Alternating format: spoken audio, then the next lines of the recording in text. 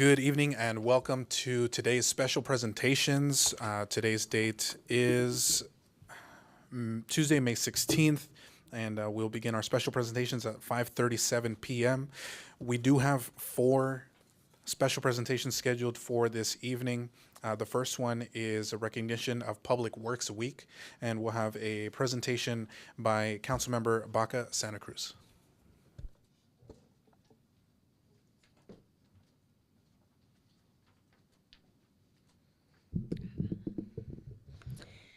Good evening, everyone, and thank you for coming to tonight's special presentations.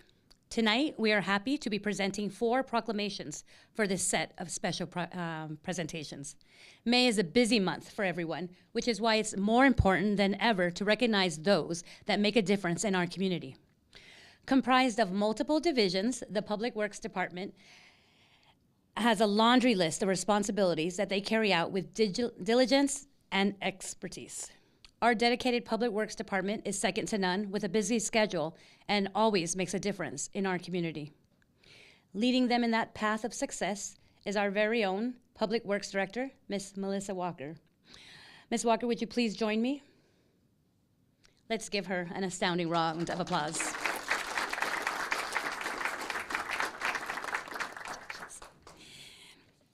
Ms. Walker and her team work tirelessly to provide nothing short of the best for Moreno Valley. It is imperative that we show our appreciation for their efforts. Public Works is at the forefront of the American exceptionalism, and Moreno Valley's Public Works Department being a hallmark to our success as a city. National Public Works Week is the appropriate time to recognize all those that make a difference in the city we live in. National Public Works Week runs from May 21st through May 27th. So if you know any relatives or have friends in the public works sector, please be sure to appreciate them a little bit extra next week. In closing, please help me give a large round of applause for our own Public Works Department Manager, Ms. Melissa Walker. We present you this proclamation. It's kind of odd, huh? Wrong side. Should we come on this side? And would you like to share a few words? Yes, thank you. So this year's National Public Works Week theme is called Connecting the World Through Public Works. And it really illustrates how public works connects us all through both infrastructure and service, enhancing the quality of life for our community and those that we serve in that community, which is really near and dear to Public Works' hearts. That's why, I've got the guys on the field that are out there every day, and it is truly what we do and the heart of the city, if you ask me. So we deeply appreciate being recognized in that proclamation. Thank you.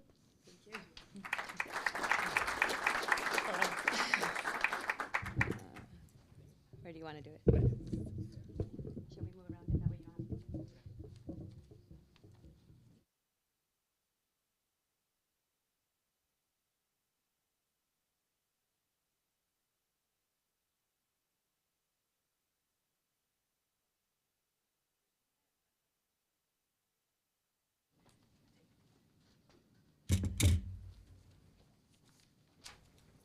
Thank you very much, Melissa, and for those here and watching at home, the folks that fill our potholes and are repaving our roads across the city. You just saw one of the leaders of that effort, along with Michael Lloyd and the rest of our staff. So once again, congratulations, and one more big round of applause for Public Works, please.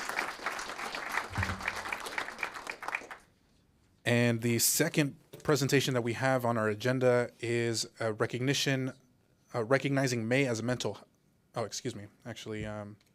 that's correct. Recognizing May as Mental Health Month, and Councilmember Shaylinda Bernard will be presenting the proclamation for Mental Health Month.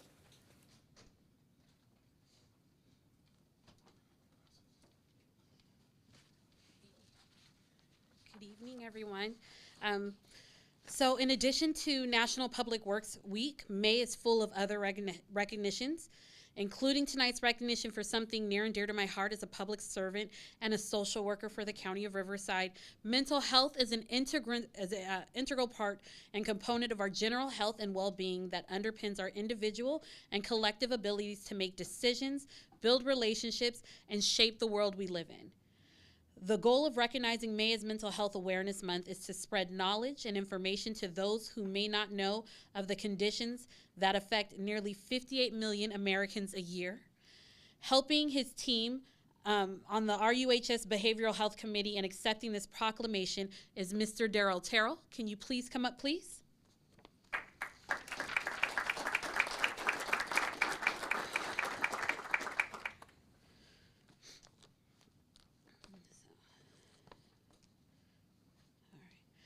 So Mental Health Awareness Month also seeks to replace misinformation and eliminate stigma that comes with mental illness and promote that people with mental illness can do and lead productive and fulfilled lives. Helping the city of Moreno Valley with that mission is Riverside University Health Systems and its Behavioral Health Department, who is comprised of a group of dedicated individuals providing community-based services while utilizing recovery-focused and person-first approaches. I personally just want to add before I have Mr. Terrell speak, is that it's okay to ask for help. It's okay to say I'm not okay, and it's okay to not be okay. And I say that with the honest, most sincerity in my heart, because we're talking about mental health, but we need to talk about it in terms that you and I understand. Every day does not have to be a good day, and every day you don't have to fake being happy. It's okay to say, I'm not happy today. Today, I don't want to people. That's what we say at social work life. I don't want to people today. But it's also okay to say I need help when you know that you've just done all you can do.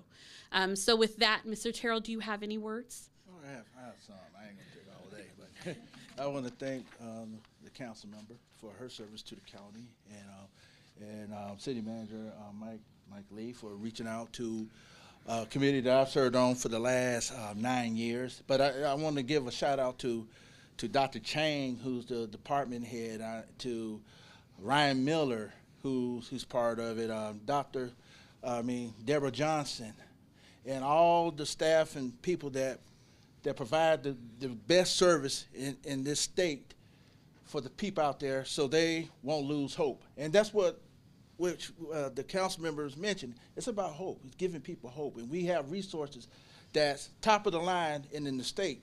And we are best practices, but also I want to share some numbers with some folks out there who may need help. And one of the numbers I want is 988 is the suicide and crisis lifeline number. It's 24/7. We have a website for resources. It's www.rcdmh.org, and it has a lot of the service resources in mental health that could help folks to help them to meet their needs. And also we have 951-686-HELP, and that's it's like a navigational hub for people that could call the number, and our county will put you in touch to the resources you need. And what I want to say, again, I want to thank you, City Manager, for reaching out, because it's a group effort. All of us working together to tackle the homeless issue in our city. And that's a great thing that we work together to bring hope to a lot of folks out there that need it. And so thank you again for your service, again for what you do. And that's all I got to say. Thank you.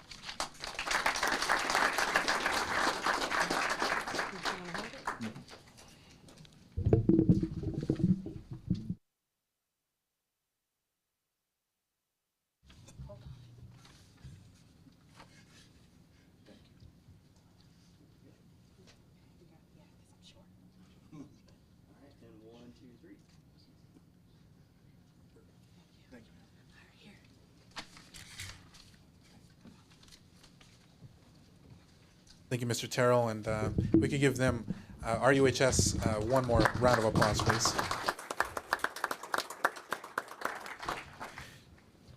And next, we have a recognition of May as Small Business Month, and Mayor Pro Tem Delgado is not here today, so I will go ahead and make that presentation. And And then I will continue for our last presentation, which is a recognition of Asian American and Pacific Islander Heritage Month.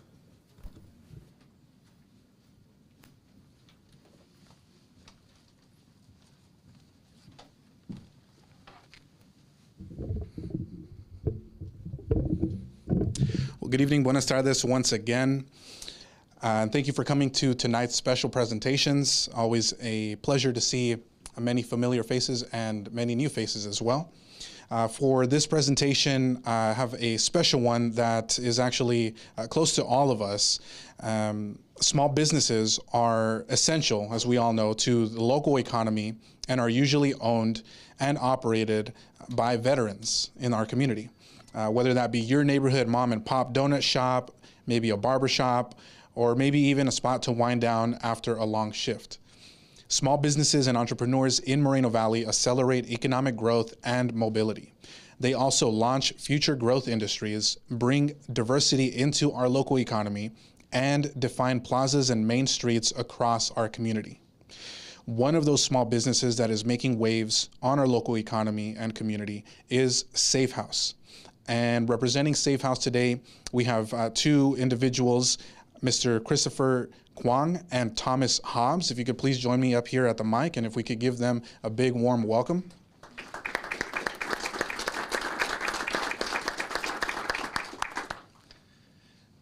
Thank you for being here.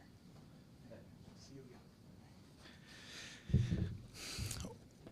Our small businesses are constantly adapting to an evolving marketplace, integrating with technology and developing innovative ways to connect with your clients. This month, let us recognize the tremendous success of our small businesses and their contributions to the Moreno Valley economy. We affirm our commitment to helping Moreno Valley small businesses thrive, and above all, to ensure that the California and American dream can be a reality for everyone in Moreno Valley.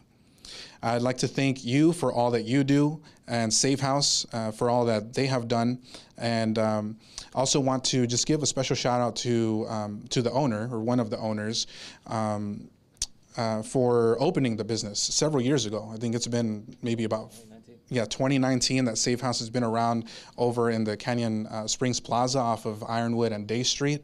And Ricky, right, the owner, he's a veteran himself, right? And I believe he was actually working today, which is why he couldn't be here, but he sends his greetings as well. So we just appreciate everything that you have done. I know it's a very popular spot here in Moreno Valley, and we just look forward to the continued growth and success. So on behalf of the City of Moreno Valley, we do have this proclamation here to recognize Small Business Month for you.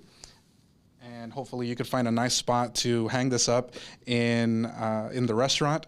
And I'll go ahead and present this to you. And if you'd like to go ahead and share a few words, if you care to share anything, the mic is all yours. Appreciate it. If you want, I can hold it. There you go. Thank you, everyone, especially the City Council, the Mayor, and all the local community for its continual support. Every day is not an easy day, but we appreciate and we are able to be happy to provide a spot for people to get together, to relax, and also bring their families for a fun and enjoyable environment. And yeah, we couldn't have done it really without the city's support from 2019 up till now, and also from the local community, and also my enduring staff.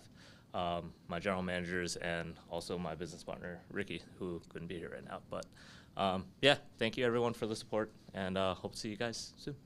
Thank you. Yeah. Okay. Just take a quick picture. Put this down right here. She's right here in the middle. Yeah, of course. You get to present us. There you go. I'm gonna take a little step this direction. There we go. All right. And 1, 2, 3. Wonderful. All right, Thank you again. Congratulations. Thank you for coming out. All right, good to see you.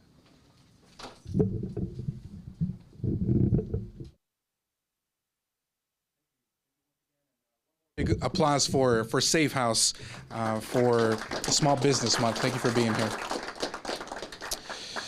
And for our fourth and final presentation this afternoon, we are recognizing this month as Asian American Pacific Islander Heritage Month. And just a little bit about that, some more background here. Moreno Valley prides itself on recognizing important figures throughout our community that call our city home. And for tonight's final presentation, the City of Moreno Valley is proud to join in the National Celebration of American and Pacific Islander Heritage Month. This celebration is observed annually during the month of May and seeks to invite all Moreno Valley residents of all backgrounds to experience the deep culture of Asian American and Pacific Islanders. Dating back to 1978, Asian American Pacific Islander Heritage Month seeks to highlight two significant milestones in AAPI and overall American history. The immigration of the first Japanese individuals occurred in May of 1843, and the completion of the Transcontinental Railroad in May of 1869, whose completion can be largely attributed to the Chinese immigrant workers that laid its tracks. Being representatives of the Asian American Pacific Islander identity, as well as members in our community that bring joy and friendship wherever they are, tonight we have a very important organization represented by two individuals in particular, Mr. Mario Nazareno and Miss Agnes Nazareno of Paris Valley Filipino American Association. If you would please join me up here at the mic, and we can give them a big round of applause as well, please.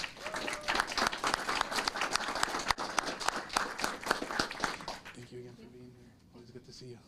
Mario, always good to see you. Thank you so much for being here. And some of you may be familiar with Paris Valley Filipino American Association. They are very, very involved across our community. They're one of the pillars here in the city of Moreno Valley. They do many, many different activities, from mental health resources to offering all types of other programs as well for our community. And so we want to present the proclamation that we have here to you to honor the generations of Asian American and Pacific Islanders who have given so much to the city, state, and our nation, including the over 6 million who live here in California. Mario and Agnes, thank you for being here with us tonight. And I'll turn the mic over to you in case you would like to share a few words. Good afternoon, everyone. A little short. It is a big honor to be among the city's movers and shakers. I can hear my beating heart. You can hear my shaking voice. But on behalf of all the AAPI, Asian American Pacific Islanders, thank you for the proclamation. Thank you for acknowledging our presence. Thank you for acknowledging our contribution. And we just happen to be Filipinos, and the first documented Asian immigration was in 1587, and it was the Filipinos that came to Southern California.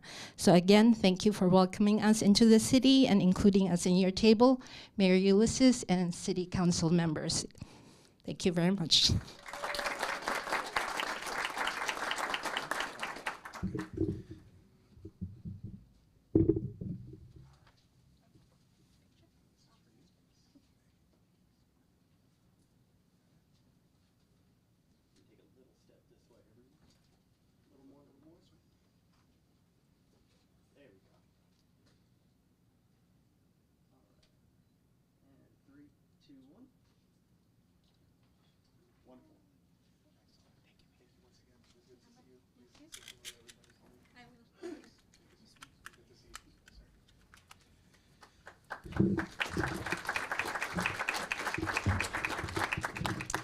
Thank you so much, Mario and Agnes, for being here with us and for all that you do for our community. With that, our special presentations are concluded for this evening, and we will be back in about 5 minutes to start our regular council meeting. Thank you.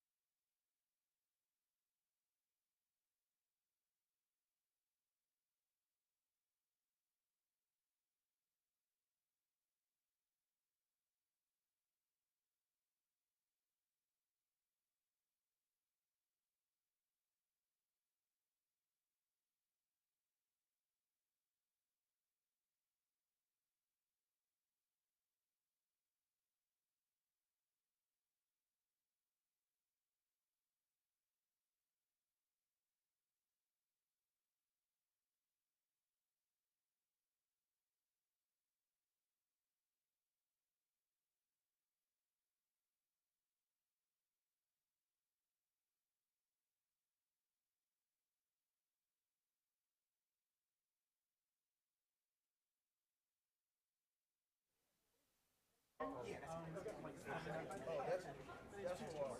for mental health.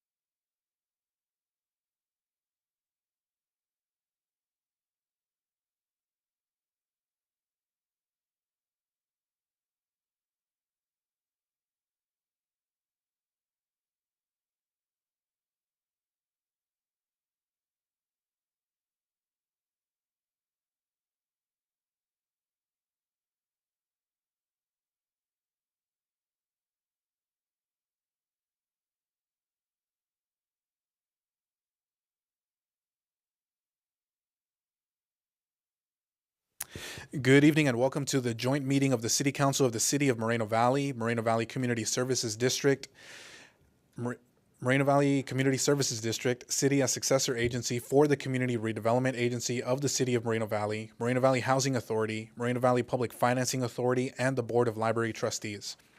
The City Council receives a separate stipend for CSD meetings. I now call this meeting to order on May 16, 2023 at 6:04 p.m. We will get started with the Pledge of Allegiance led by myself, and then please remain standing after the Pledge of Allegiance for our invocation given by Pastor Martin C. Porter of Quinn AME Church.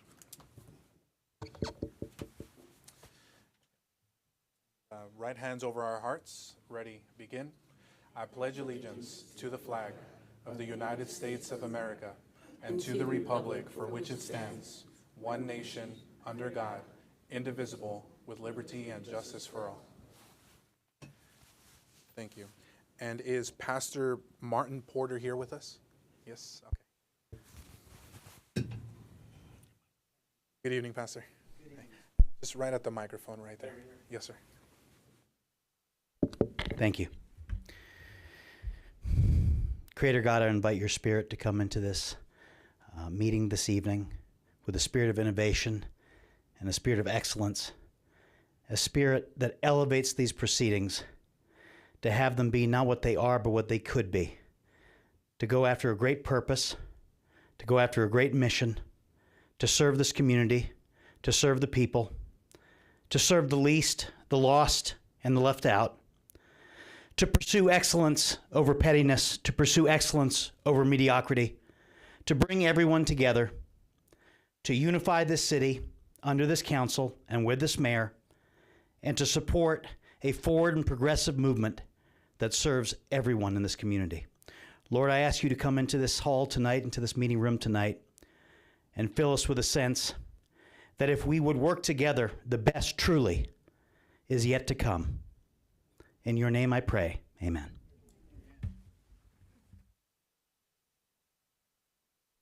Thank you very much, Pastor. Once again, Pastor Martin Porter from Quinn AME Church. Thank you very much. Madam Clerk, roll call, please. Thank you, Mayor. Councilmember Baca, Santa Cruz. Here. Councilmember Marcus. Here. Councilmember Bernard. Here. Mayor Pro Tem Delgado is absent. And Mayor Cabrera. Here. Staff introductions, please. Jane Halstead, City Clerk. Patty Rodriguez, Senior Deputy City Clerk. Paul Radvica, Deputy City Clerk. Stephen Quintanilla, Interim City Attorney. Mike Lee, City Manager. Brian Mohan, Assistant City Manager, Chief Financial Officer, City Treasurer. Michael Lloyd, Assistant City Manager for Development. Sean Kelleher, Acting Community Development Director. Melissa Walker, Director of Public Works. Jeremy Bubnick, Director of Parks and Community Services. Lieutenant Scott Burns, Police. And Jesse Park, Fire Chief. Thank you very much, staff. A reminder that the city is currently offering Spanish translation services if anyone is interested in this feature. La ciudad actualmente ofrece servicios de traducción al español. Si alguien está interesado, por favor, nos avisan. Before we hear public comments this evening, I ask and encourage everyone participating to keep their comments respectful toward others, especially toward the individuals speaking. I embrace and support the First Amendment right to free speech, including everyone's right to speak at this meeting and to share their views about issues concerning our city. But we can be more productive by being civil and respectful toward one another in this meeting. Finally, I ask that speakers bear in mind that comments will be limited for each speaker, and I encourage everyone to refrain from duplicating comments already made by others, other than to note that you agree or disagree with the prior comments. In order to preserve the meeting decorum, council and staff will not respond during public comments. Any council comments or questions to staff may be addressed during the council closing comments.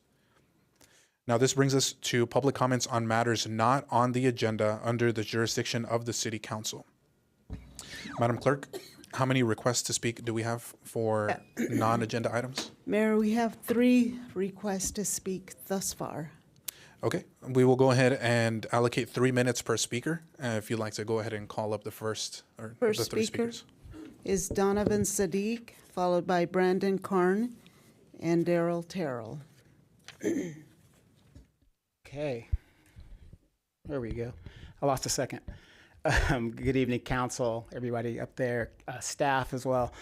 I liked what the pastor said. He said that, things moving forward for everybody, and everybody is what we're trying to do. Everybody's fighting for resources. Everybody's doing things. But I want everybody to understand that, sitting at home, bitching and moaning, complaining is not going to get it done. You're going to have to come in here and talk to your representative, come and talk to the staff, and you can probably get something done. It took me and others about 8 years to get a bathroom done. And I talked to Brian, and everything that Brian told me in regards of how the system works. It's easy to sit there and always talk about, oh, it should just happen. It doesn't happen overnight. There's a process to do it. And once you understand the process, you have a better understanding of when it can get done, how it's going to get done. So again, thank you, Brian and Mr. Lee and everybody at the city staff that really deals with me in a way with very, very good kid gloves. It's easy to call the police on me, so it's a lot easier to do that. But I want to say thank you to everybody that came out to the Edgemont Park, Adrian Mitchell Park. Chief Mitchell was there, the father of my friend there that got passed away. Baca Santa Cruz, her whole family was there. Chris Baca was there. The city staff was there. The mayor was there. The Edgemont Women's Club was there. The Explorers were there. There was another group there. Forgive me for not remembering who they were, but they were there as well. And I also want to thank Steve Frias and the animal shelter. They do a great job with what they're doing. We're doing the expansion. That's a great thing. But there's an officer there named Officer Martinez. He came out to my home because I had a feral cat, whatever. And again, it's really hard dealing with me because I don't know the procedure. But he was very professional in how he dealt with me and putting me in my place, which doesn't happen often. But again, I want to thank you guys for all the efforts that you guys do. And I know I'm coming in here and I'm hammering you guys and doing all that. But talking about procedures, also, you can sit here, complain. I made an email to the mayor. Me and the mayor had to sit down. He didn't have to do that, really, because everybody tries to avoid me, and I get it. But we had to sit down, and we hashed things out man to man. And he explained to me his situation and things like that. And this is how you're going to resolve things. We can't sit behind these computers and keyboard gangster all doggone day. We got to move the city forward. My side of whatever issues we were fighting at, we lost. And we've got to move the city forward the best we can. So far we're in the right direction. I just want to say again, thank you guys for all that came out to the Edgemont zone to help us in our situation. Thank you. The next three speakers are Brandon Karn, Daryl Terrell, and Christopher Baca. Good evening. I'm here about the arts policy. I also refer to it as an ordinance. That's an item in about a month. Currently, what the staff told me today, according to the schedule, it should go to the Arts Commission next week, and they should be getting a member this week to hopefully hold quorum, and then it'll go to a subcommittee. I have many concerns about how the Arts Commission operates. Not only the quorum issue, but other grievances I issued 2 weeks ago at the last council meeting, but the length and the duration it takes to get very small and simple projects done in the community. I was able to go through I was the only member of the audience at this special Arts Commission meeting a week and a half ago. I went through the entire document, that's the proposed writing of the policy, and I rewrote it. Had a lot of spelling mistakes, I'm just gonna tell you. And I won't highlight on that though. And there are things that I believe the city needs to add on. I really think you need to seriously restructure the Arts Commission and its roles. I don't see the need for an Arts Commission that barely meets, that meets once a month, that takes years literally to get any significant project done, to have necessity to govern things, say, under $20,000 in the city. I could see the Arts Commission doing something like a renovation. You have very little public space that you can do murals or other projects on city-owned. Most of it is small things in the city. Lampposts, benches, bathroom walls, walls on community centers, benches, planters, all kinds of small things. You should have an application program like Riverside does, Rancho Cucamonga does, cities in LA County have, individuals, organizations, people that can privately fund those small things that are only a few hundred or a few $1,000s per project can come forward through a very simple, mainstream and simple, not elongated application process, paint them, follow a policy that outlines guidelines for materials, uses, appropriateness. The Arts Commission can adopt that. I don't care about that. But it really needs to be streamlined. I hear things about why don't we have more basketball courts designed by people like Kawhi Leonard? You have a super lengthy process. A lot of private creatives can come from LA County, all over California to Moreno Valley. The Arts Commission doesn't meet. They don't have permission to paint a bench. And you can have a lot of organizations, Cub Scouts, Little League teams, soccer teams, that can privately sponsor those, and there's funding for it. I've applied for grants recently. They're in the tens of thousands of dollars. The city can help people do that. You really need to seriously amend the responsibilities you give to the Arts Commission and allow private citizens, businesses, and others very easy access to the public space. It should not take a mountain load of paperwork for anybody to do a bathroom wall at the park and paint a mural on it, or a trash can, or a planter. You really need, and I will make this known when I go to the Arts Commission meeting, but that process really needs major reform, as I'll do a lot of boards and commissions. Thank you. The next three speakers are Darrell Terrell, Christopher Baca, and Bob Palomares. All right, Darrell Terrell. Again, I'm in a different situation. Good evening.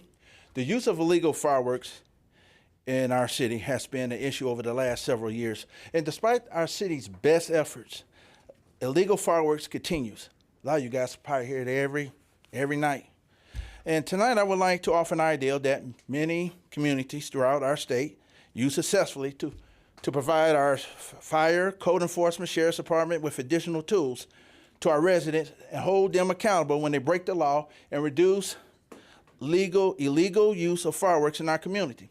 My city attorney, he did one down in Desert Hot Springs, so this is probably familiar with him, but I would like to enter in the public record a proposed fireworks social host accountability ordinance that will go after the property owners for any fireworks that get set off on their land or adjacent public right-of-ways.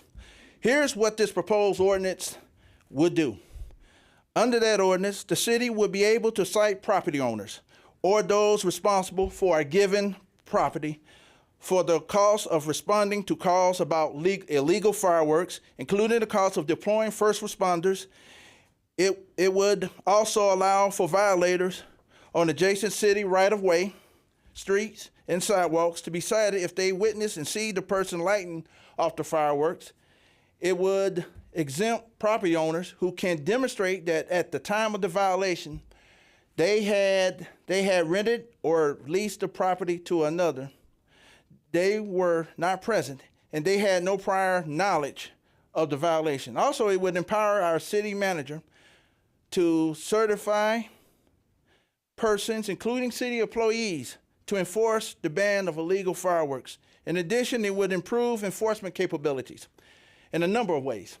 First, it would allow our fire department deputy and our code enforcement personnel to focus on a particular person or multiple persons responsible for the property. Secondly, it would reduce the need for them to physically insert themselves into a crowd to cite hosts without having to observe the illegal activity if significant evidence is provided.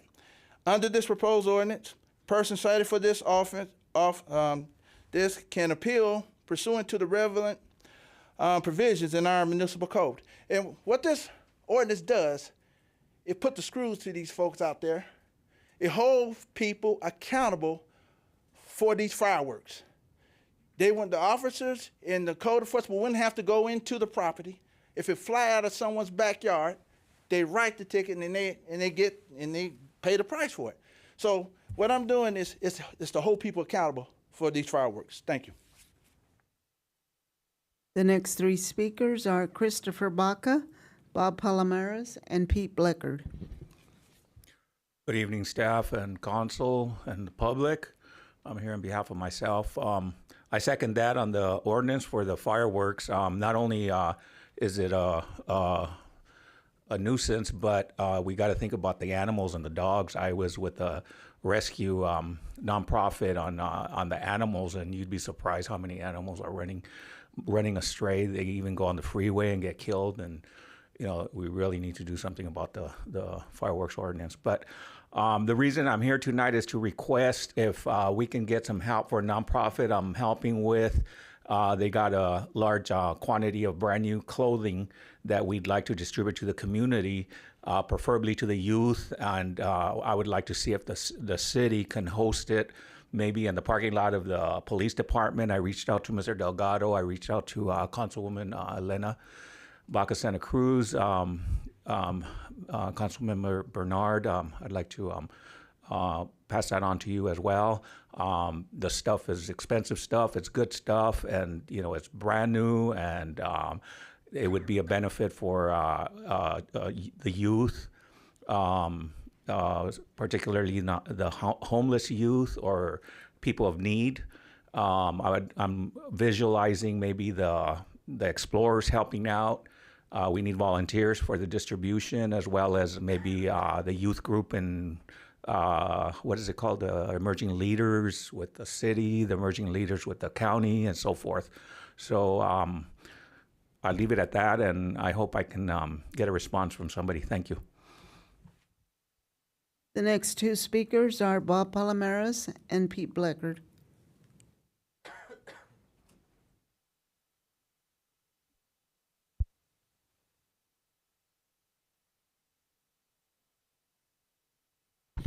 Good evening, Council.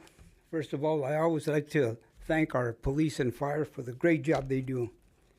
And my condolences to the family and the sheriff family of the officer that lost his life, Mr. Brett Harris.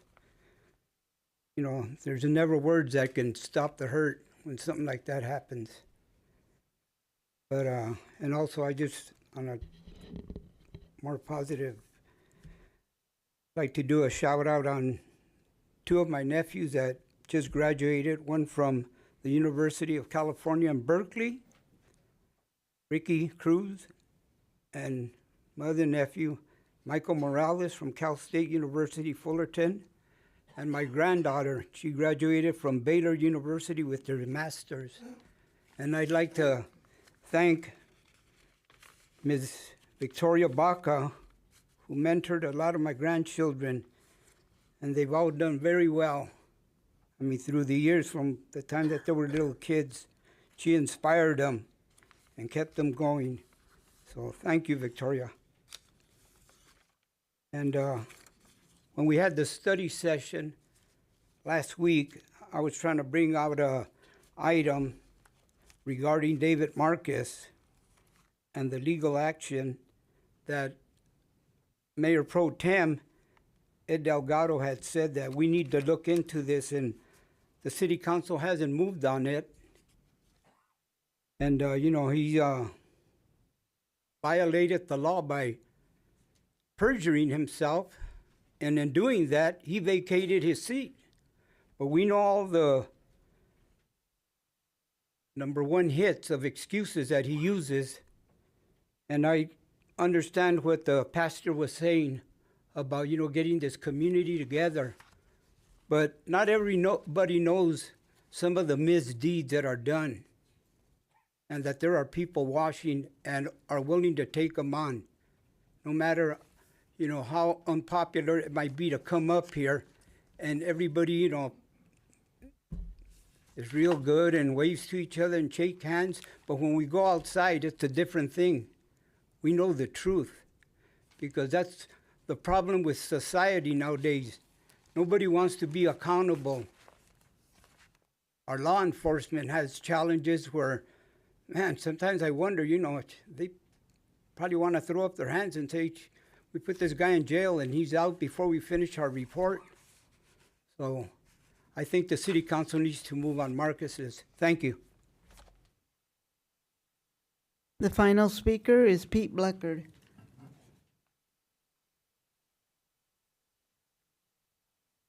Well, I'm going to talk about what happened last meeting. I came here to watch and see if Edgemont was going to get a 50-50 chance of trying to be improved.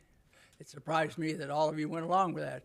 After all the East Enders over there that came over here at the West End to tell us what kind of pigs we are. I understand that town's a hellhole. I lived it. I know all about it. So I wanted to see if it was going to get some improvement.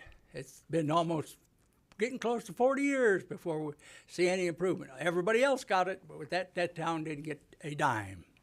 From the city, no support. Because I know all about it, because from 13 to 18 years old, just a little bit to there, where the only gas station that's left is a tire shop, I spent every night at 13 to 18, 6 to 9, or from 6 to 9 working at that station. And on Saturday and Sunday, I spent 8 to 10 hours at that gas station. 35 cents an hour. I was really rich. So it's one of them things. But I'd like to tell you a little bit about history on that thing. You know, you people don't understand, back in the war days, during the Korean War and stuff, that was kind of a place to be. We had all kinds of bars. We had all kinds of little rooms that you could rent by the hour. It was kind of a nice little place.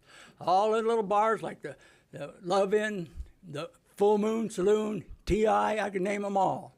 You know, and it's so bad. I'll tell you how bad it was for them girls working in them bars. It was so damn bad, and so no one making no money. They couldn't even afford clothes. So that's how bad it was. So and they bring in the business. All them nice young boys that was over there at Camp On spent a lot of money there. So they did real well. But you know, it's sad. I go by there and you look over on the west side, the Riverside side. What do you see? We gave that away. You turn around and you look over at the Edgemont side. Oh, what idiots running this part of town? You know. It's been like this from day one.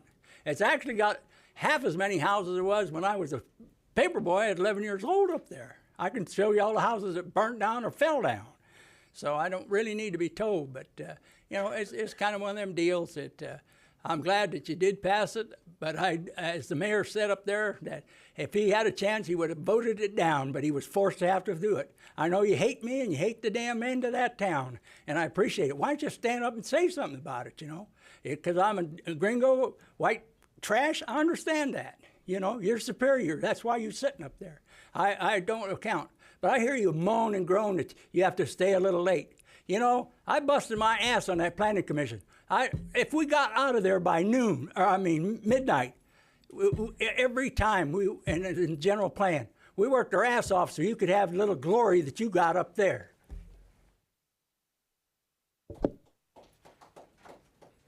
That concludes public comments not on the agenda, Mayor. Thank you, Madam Clerk. So that brings us now to public comments on matters on the agenda. If you wish to speak on any items on the consent calendar, you will have a total of 3 minutes to comment on all items on the consent calendar. If you wish to comment on any other items on the agenda other than the public hearing calendar, you will have a total of 3 minutes to comment on each item at the time the item is called up for consideration. But if we have a large number of speakers on a particular item, it may be necessary to reduce the amount of time for each speaker to comment on the item to allow the City Council time to complete its business as described on the agenda, while allowing each speaker an equal opportunity to speak on each item. In other words, if we need to reduce the amount of time for public comment on any given agenda item because of the large number of speakers, each speaker will be provided with the same amount of time. For public hearing items, each speaker will be provided with at least 5 minutes to provide testimony on each public hearing item. We are now going to move to our joint consent calendar, section A through E on the agenda. All items listed under the consent calendar, sections A, B, C, D, and E, are considered to be routine in nature and non-controversial, and may be enacted by one motion unless a member of the City Council or any affiliated agency requests that an item be removed for separate action. The motion to adopt the consent calendars is deemed to be a separate motion by each agency and shall be so recorded by the city clerk. Items withdrawn for report or discussion will be heard after the public hearing items. This brings us to our joint consent calendars. And for the City Council, for my colleagues, are there any items that you'd like removed for separate action? Seeing none, we will go ahead and move on to council discussion and questions. Are there any comments or questions by the council? Seeing none, we'll move on to public comment on consent calendar items. Madam Clerk, how many requests do we have to speak on consent calendar items? We have one request. Okay, we'll go ahead and allocate 3 minutes, and we can go ahead and call up the speaker. Okay, that's Brandon Karn. Sure, this is the item on the interchange. All right. I don't have a problem with the city accepting the TUMP funds for this interchange on World Logistics Center Parkway, Theodore Street. But my problem is the city's priorities, and I've made this comment for at least 5 years, is how many times are we going to study the same interchange? I understand it was damaged a number of years ago by a truck collision or several truck collisions, but we're really ignoring Redlands Boulevard. You very recently denied, as a council, the Moreno Valley Trade Center project because of concerns of traffic on the interchange there. Previously, the Planning Commission denied. I was opposed to the design of the Moreno Valley Trade Center. I don't think it needs to be at that scale. It could have been easily redesigned as a business park style building and complex. Very easily could have employed people there. It very honestly could have been developed very well. Also, very recently, the Planning Commission, either this year or last year, denied a gas station truck stop complex in Pilot. I supported that. I support Pilot. It's a great company out of Tennessee. I have traveled all over the country. I've been in many of their facilities. They were denied because of traffic concerns in that neighborhood because of this interchange not being designed, funded, and built. It might be the second one of importance after Theodore World Logistics Center Parkway, but we are not giving very much due diligence, and this has been going on at least 5 years to the interchange for Redlands Boulevard. One of you commented last week it's ready to fall down, it looked like, because of the trucks and the traffic and the daily commute going over it. The City Public Works is not giving enough priority to that interchange, and it's traveled 12 times more than Theodore World Logistics Center Parkway. You have housing tracts going there. You have probably the return of some form of the Moreno Valley Trade Center in the future. You have a gas station going on Heacock north of it, or Hemlock north of it. You have businesses and a lot of investment on that main thoroughfare, and you have a lot of backup on traffic already going into Redlands, Yucaipa, whatever community it is to the north. Why is the city not prioritizing more Redlands Boulevard when there is so much development there already, so much need, you name it? The World Logistics Center, I said years ago, is served both by Theodore Street and Redlands Boulevard, as is the Skechers building, Aldi, anything else that's built there. We need and there's a Shell gas station going down on Alessandro in Moreno Beach, was approved a year or two ago by the Planning Commission, that will bring a lot of traffic into that corridor. Why is this interchange not getting the priority it needs? You have businesses that could employ people in the city, gas stations, warehouse, I think should have been redesigned, but could potentially be a good project. Dozens, hundreds of jobs because that interchange is not done. You really need to reevaluate how many times is this interchange going to get priority when other ones are needing it, and Gilman Springs Road and others. Thank you. That concludes public comment, Mayor. Thank you, Madam Clerk.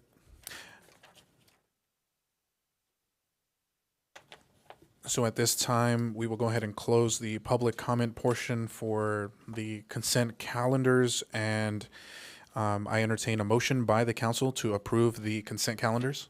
I'll motion to approve the consent calendar. Okay, there's a motion by Councilmember Baca Santa Cruz and a second by Councilmember Marquez. Please vote. And that motion passes with 4 yeses and 1 absent. This brings us now to the next portion of our agenda, which is item F, public hearings. And a reminder that questions or comments from the public on public hearing matters are limited to 5 minutes per individual and must pertain to the subject under consideration. And believe if it's necessary to reduce the amount of time for this, if there's a significant number of speakers, we may have to do that again to complete our business here with the City Council. But the first item for public hearings is item F1. And a reminder, if you do wish to speak on any of the items, please complete a goldenrod speaker slip that is found over at the table by the door and submit that to our Sergeant at Arms. Item F1 is an appeal of the Planning Commission approval of a conditional use permit for the operation of a commercial cannabis micro business. And we have a report from our Community Development Department. Good evening, Honorable Mayor and members of the City Council. The project before you tonight is a conditional use permit for the operation of a commercial cannabis micro business, which is coming before you because of a timely appeal filed by Sipcoy, an existing micro business also located within the Sunnymead Village Center. The appellant is requesting the City Council overturn the Planning Commission's approval, which was a 6-0 approval, of the conditional use permit for the operation of the commercial cannabis business proposed, which goes by the name IE Gardens LLC.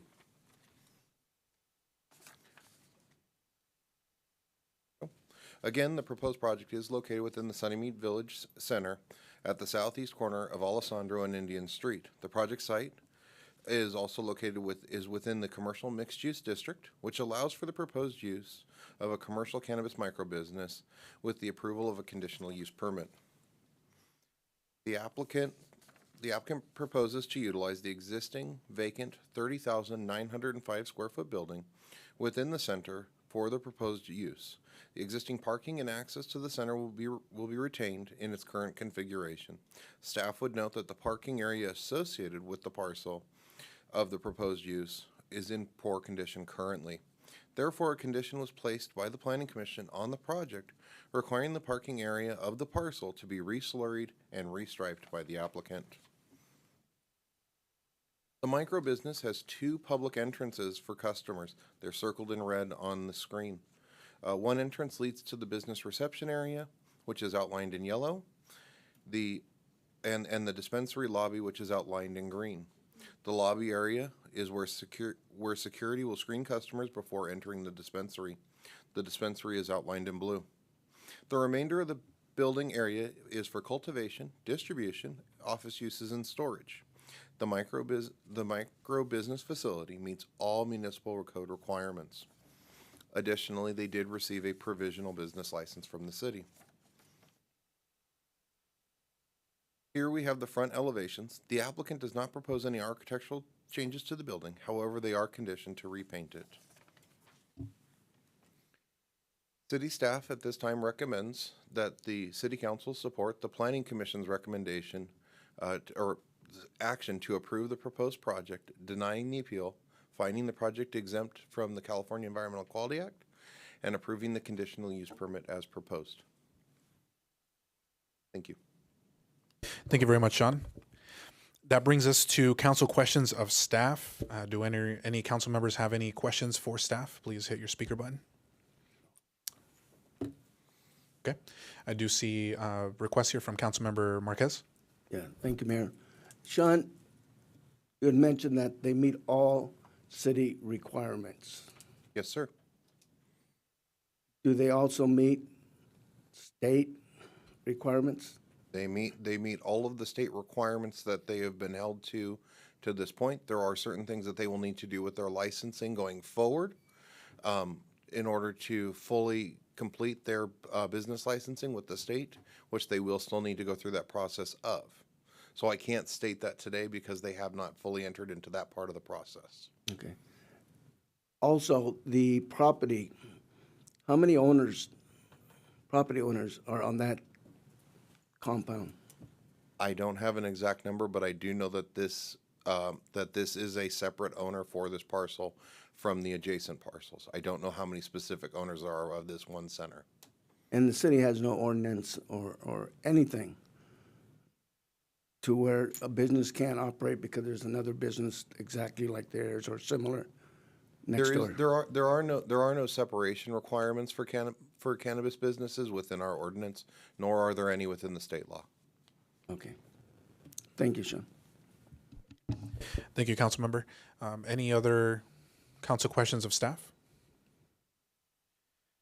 Seeing none, we will go ahead and move on to the presentation by the appellant, which is Sipcoy. Is the appellant here this evening?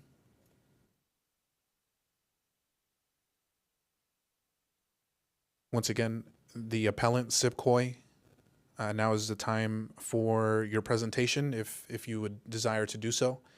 Is the appellant here this evening? Okay.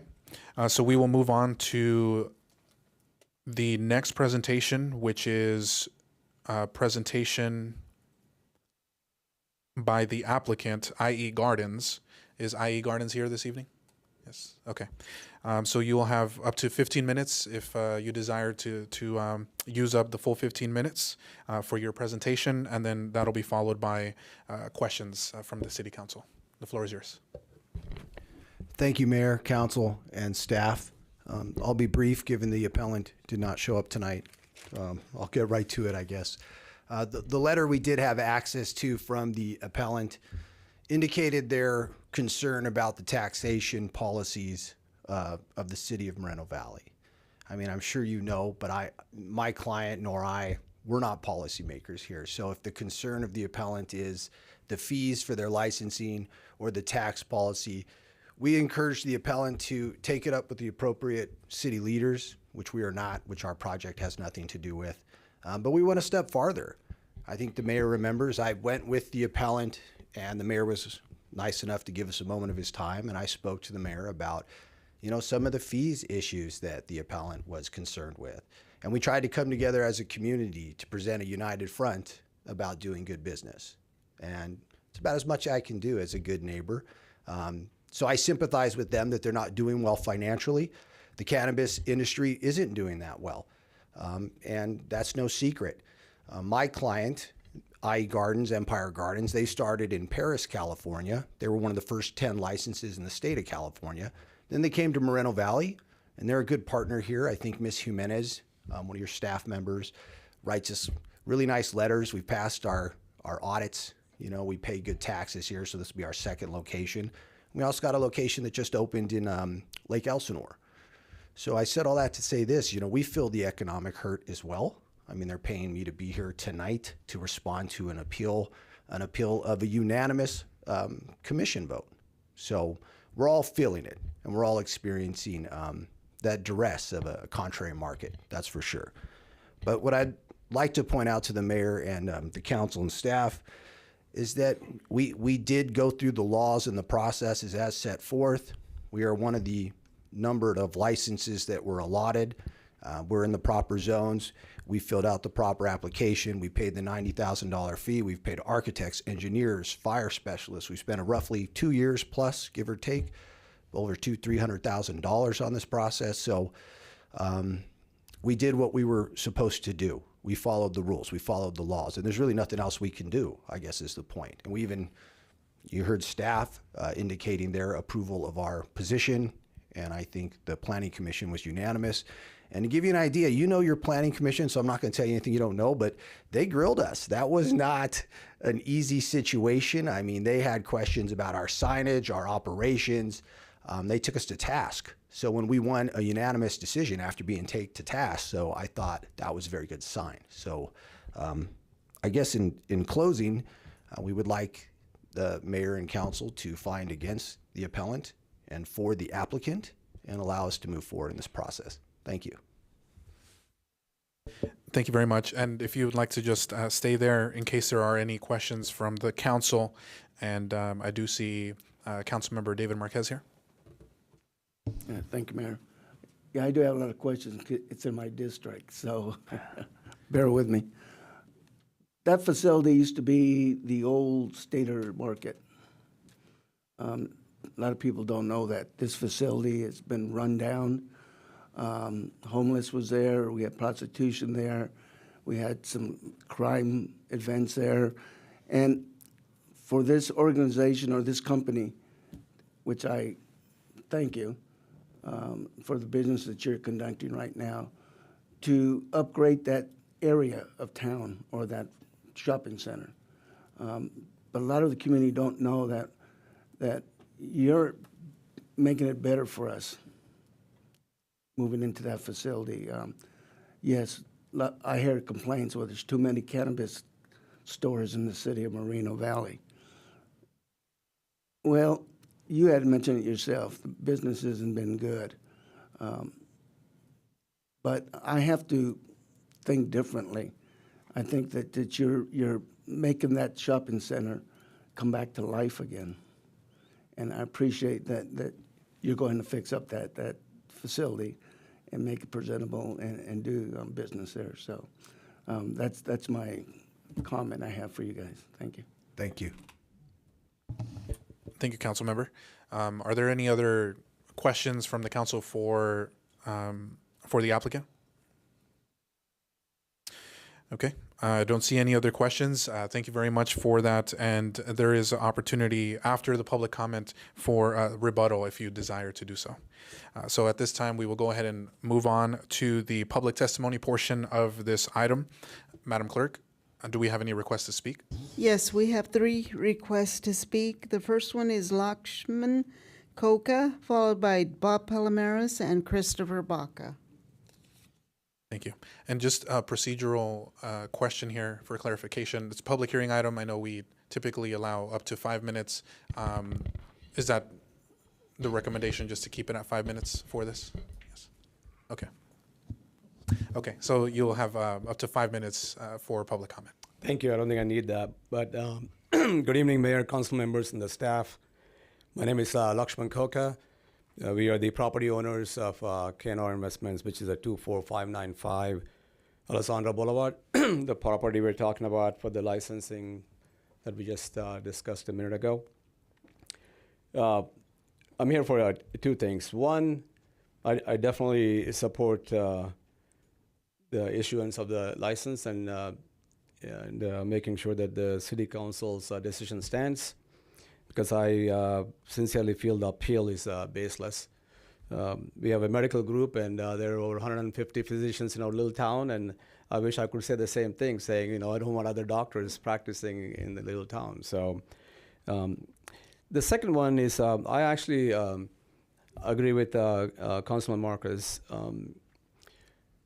We rented this property to Inland Garden because we felt that it will actually bring new life to the center.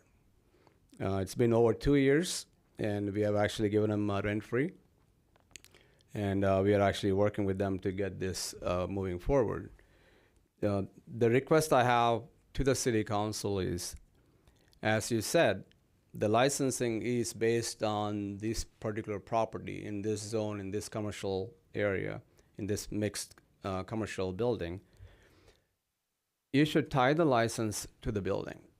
This way, and the reason I'm saying that, I'm not questioning our tenants' integrity here, but we have bad experience from the past. I know Mr. Lee can probably attest to that, and maybe some of the council members too, because originally we had a tenant in the same building, and we were working with them. As you said, Councilman, we wanted to make sure that the building works, so we gave them free rent also, but they moved, that's Sitco. So we don't want to have the same problem now where these folks move out after they get the license. So my sincere request to you is to support the property owners, because we are paying property taxes and everything else. So tie the license to the building so they cannot walk away from the building. Because it's just not fair to us, and I hope you can understand where we're coming from. And do issue the license, because we need the business. The city needs the taxes and whatnot. So I'd rather see legal cannabis business than illegal. So I would definitely request that. And I'll be more than happy to answer any questions if you have any. Thank you, sir. And no questions at this time. We'll go ahead and move to the next public speaker, but thank you. All right, thank you. Thank you. The next speaker is Bob Palomares, followed by Christopher Baca.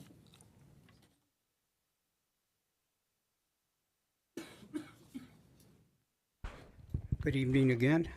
This is kind of scary. I've got a collision business in Fontana, and on that street there's probably 4 other collision businesses, and I wish them all the best, because the Planning Commission, they did their job. They didn't find anything that would raise concerns. It's free enterprise. You can put up a business if you want, that's your right. Not that, but if you were to deny this business from going in, maybe the city would end up liable. Because these people seem to have done everything right, through the planning commission, and now, they're here in front of you. And then the guy that's appealing it, whoever he is, he's not here, so what does that tell you? Thank you. The final speaker is Christopher Baca. Good evening, council and community. I'm here on behalf of myself. My comments are my personal comments. I just wanted to follow up on exactly what Mr. Council Member Marquez, that's exactly my point, that every single cannabis store that has opened in the city has revived a derelict building that has, it's just been, it's been vacant for so long. They've been vacant for so long. One of the best examples right now, currently, one of the last ones that they built was the one on Sunnymead by where previously Theo's Tacos was. There was a burnt out shell of a business that was sitting there for years, and the building next to it was also a derelict building inhabited by homeless and crime and you name it. If you drive by and look at that building, it is beautiful. It looks like a brand new building. The landscaping is beautiful. They've improved the area. That goes for most of the cannabis businesses. Personally, myself, at one point, I used it as a medicinal thing. It helped me with my high blood pressure, with my diabetes, with my obesity, and everything. It's a natural medication. And it's medication for a lot of people. It's not what people think. It's a crime, legalized crime or something. It's nothing like that. There's a lot of people that need cannabis for medical purposes, and if the need wasn't there, why would these people be investing so much money into that? And they're investing a lot of money in our community, and it's going to help the tax base. It's going to help the community. So I'm all for allowing, like Bob said, free enterprise. So I hope you deny the appeal and approve this project. And we need to improve our city.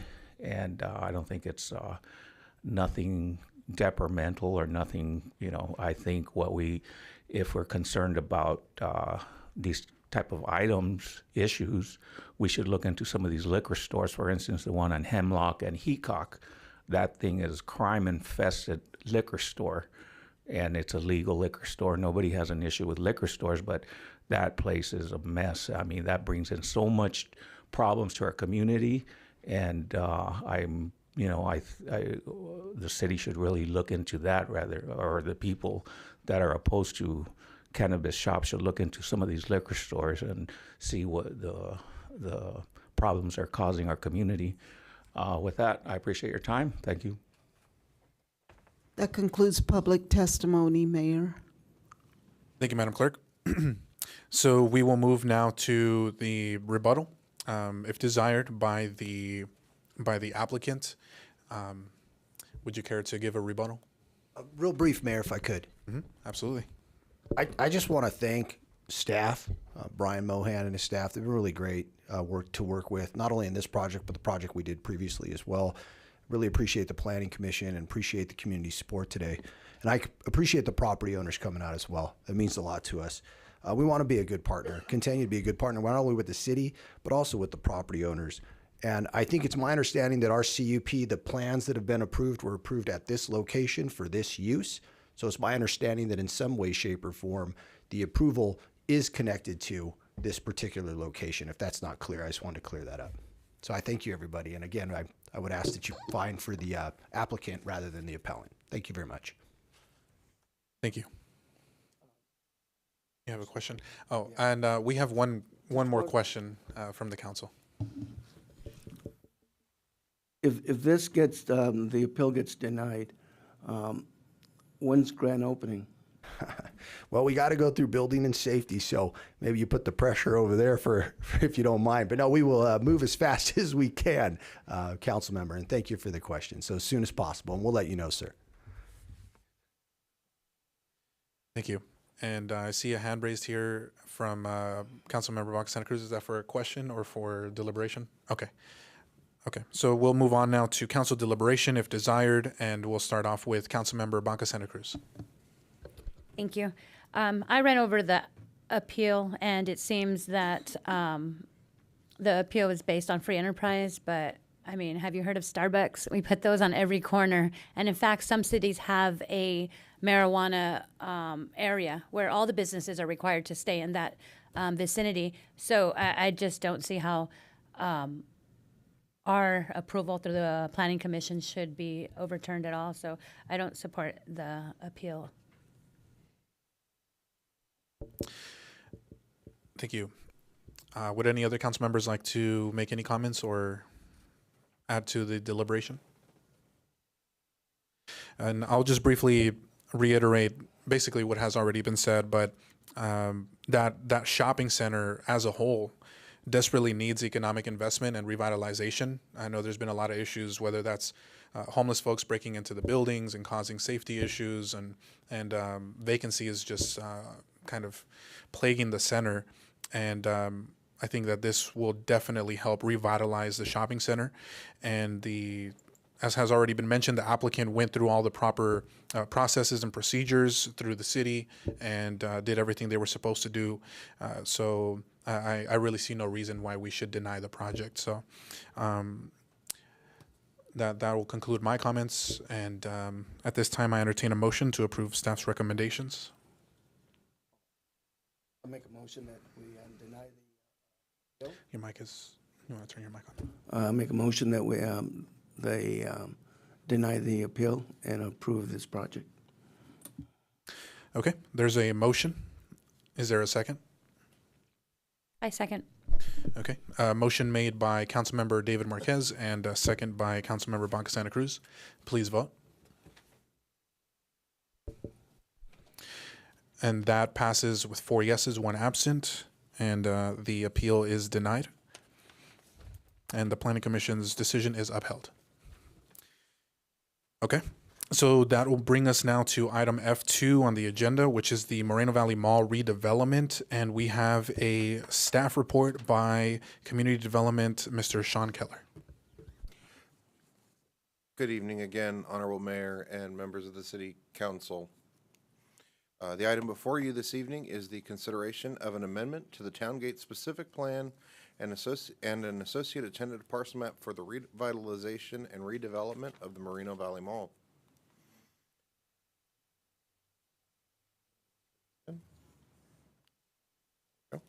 The project site is located within the Center Mixed Use District and Specific Plan 200. The proposed Specific Plan amendment is intended to divide Planning Area 2 into 2 separate planning areas. Planning Area 2B, which is located along the eastern edge and identified in gray on the screen, will retain the existing specific plan regulations of Planning Area 2. Planning Area 2A will be amended to allow for the proposed redevelopment of the project site, including the development of 4 multifamily residential communities totaling 1,627 units, which will assist the city in reaching its RENA allocation, as well as 2 new hotels, a 60,000 square foot office building, repurposing for the existing food court into a pavilion-style food market, repurposing of the existing Sears building to allow for a multi-tenant retail and related uses, redesigning the exterior adjacent to the theater to include patio dining areas, adding a new parking structure, adding a central park and plaza, which will be integrated into the multifamily community. Additionally, the proposed project will be constructing a new transit stop for the Riverside Transit Authority, RTA. The final location of the facility will be coordinated with RTA. In a letter from RTA in January of this year, they identify, which was incorporated into the final EIR for the project, RTA identified that they remain dedicated to partnering with the city, as the Moreno Valley Mall is one of the busiest transfer points within their network. In addition to the new land uses, the redevelopment will also include a new open space areas. These open space areas, along with other areas throughout the proposed development site, will incorporate works of art created by local artists. One artistic theme that will be incorporated is the Riverside International Raceway. In addition to the specific plan amendment, a tentative parcel map is proposed for subdivision of the existing 4 parcels into 22 parcels to accommodate the proposed development.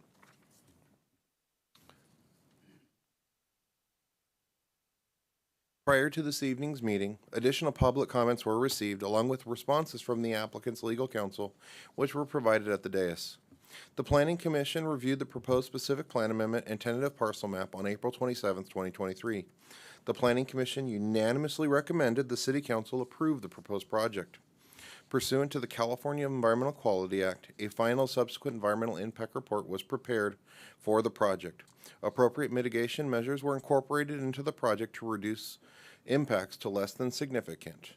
Only the areas of air quality management, plan control, or plan conflict, criteria pollution emissions, and greenhouse gas emissions generation are overriding considerations are required for this project. Therefore, the staff recommends the City Council approve the proposed project, adopting the proposed resolutions, and introducing the proposed ordinance. This concludes staff's presentation. Staff and the project environmental consultant are available for any questions. Additionally, I understand that the applicant would like to make a presentation this evening. Thank you. Thank you very much for that report, Sean. Very much appreciated. And that'll bring us next to council questions of staff if desired. Please hit your speaker button if you have any questions for staff. Seeing none, we will go ahead and continue to the presentation by the applicant. Is the applicant here with us this evening? Yes. Okay. So you will have a total of 15 minutes for your presentation. If you'd like to come up here to the podium and the microphone, and the floor is all yours.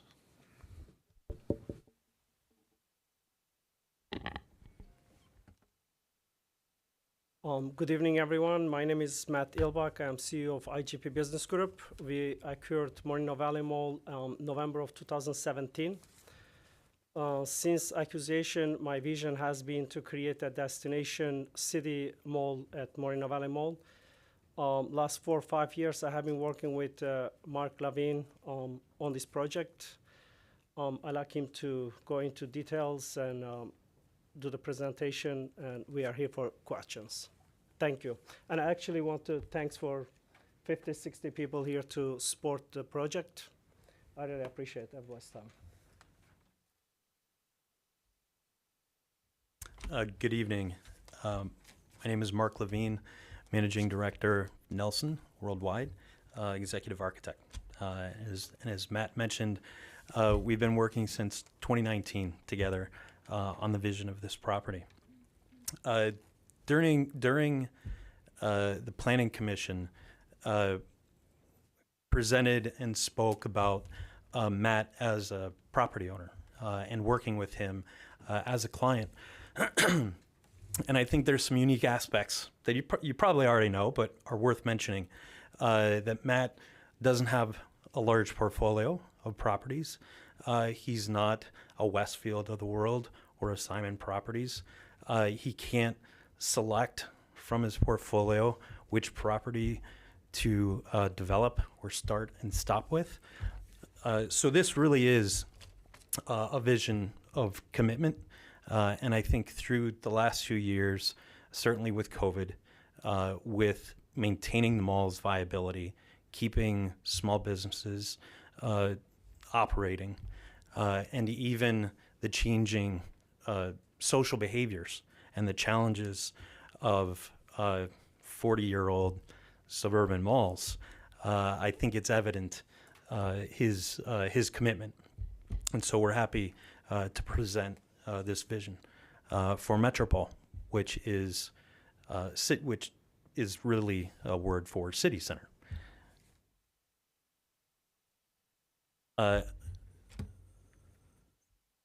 So mentioning, right, the challenges of suburban malls, right? You're also aware that malls aren't built anymore; they're redeveloped. You can look around very, very closely in the valley, in the region of cities having to start demolition of blighted malls and run down commercial properties. So one aspect of this development is that, again, very unique. One aspect is that we're not proposing any significant demolition of the mall itself. That's a testament, really, to the community supporting the mall, and Matt really the effort in keeping this property functioning to the point where we can hopefully gain approval tonight.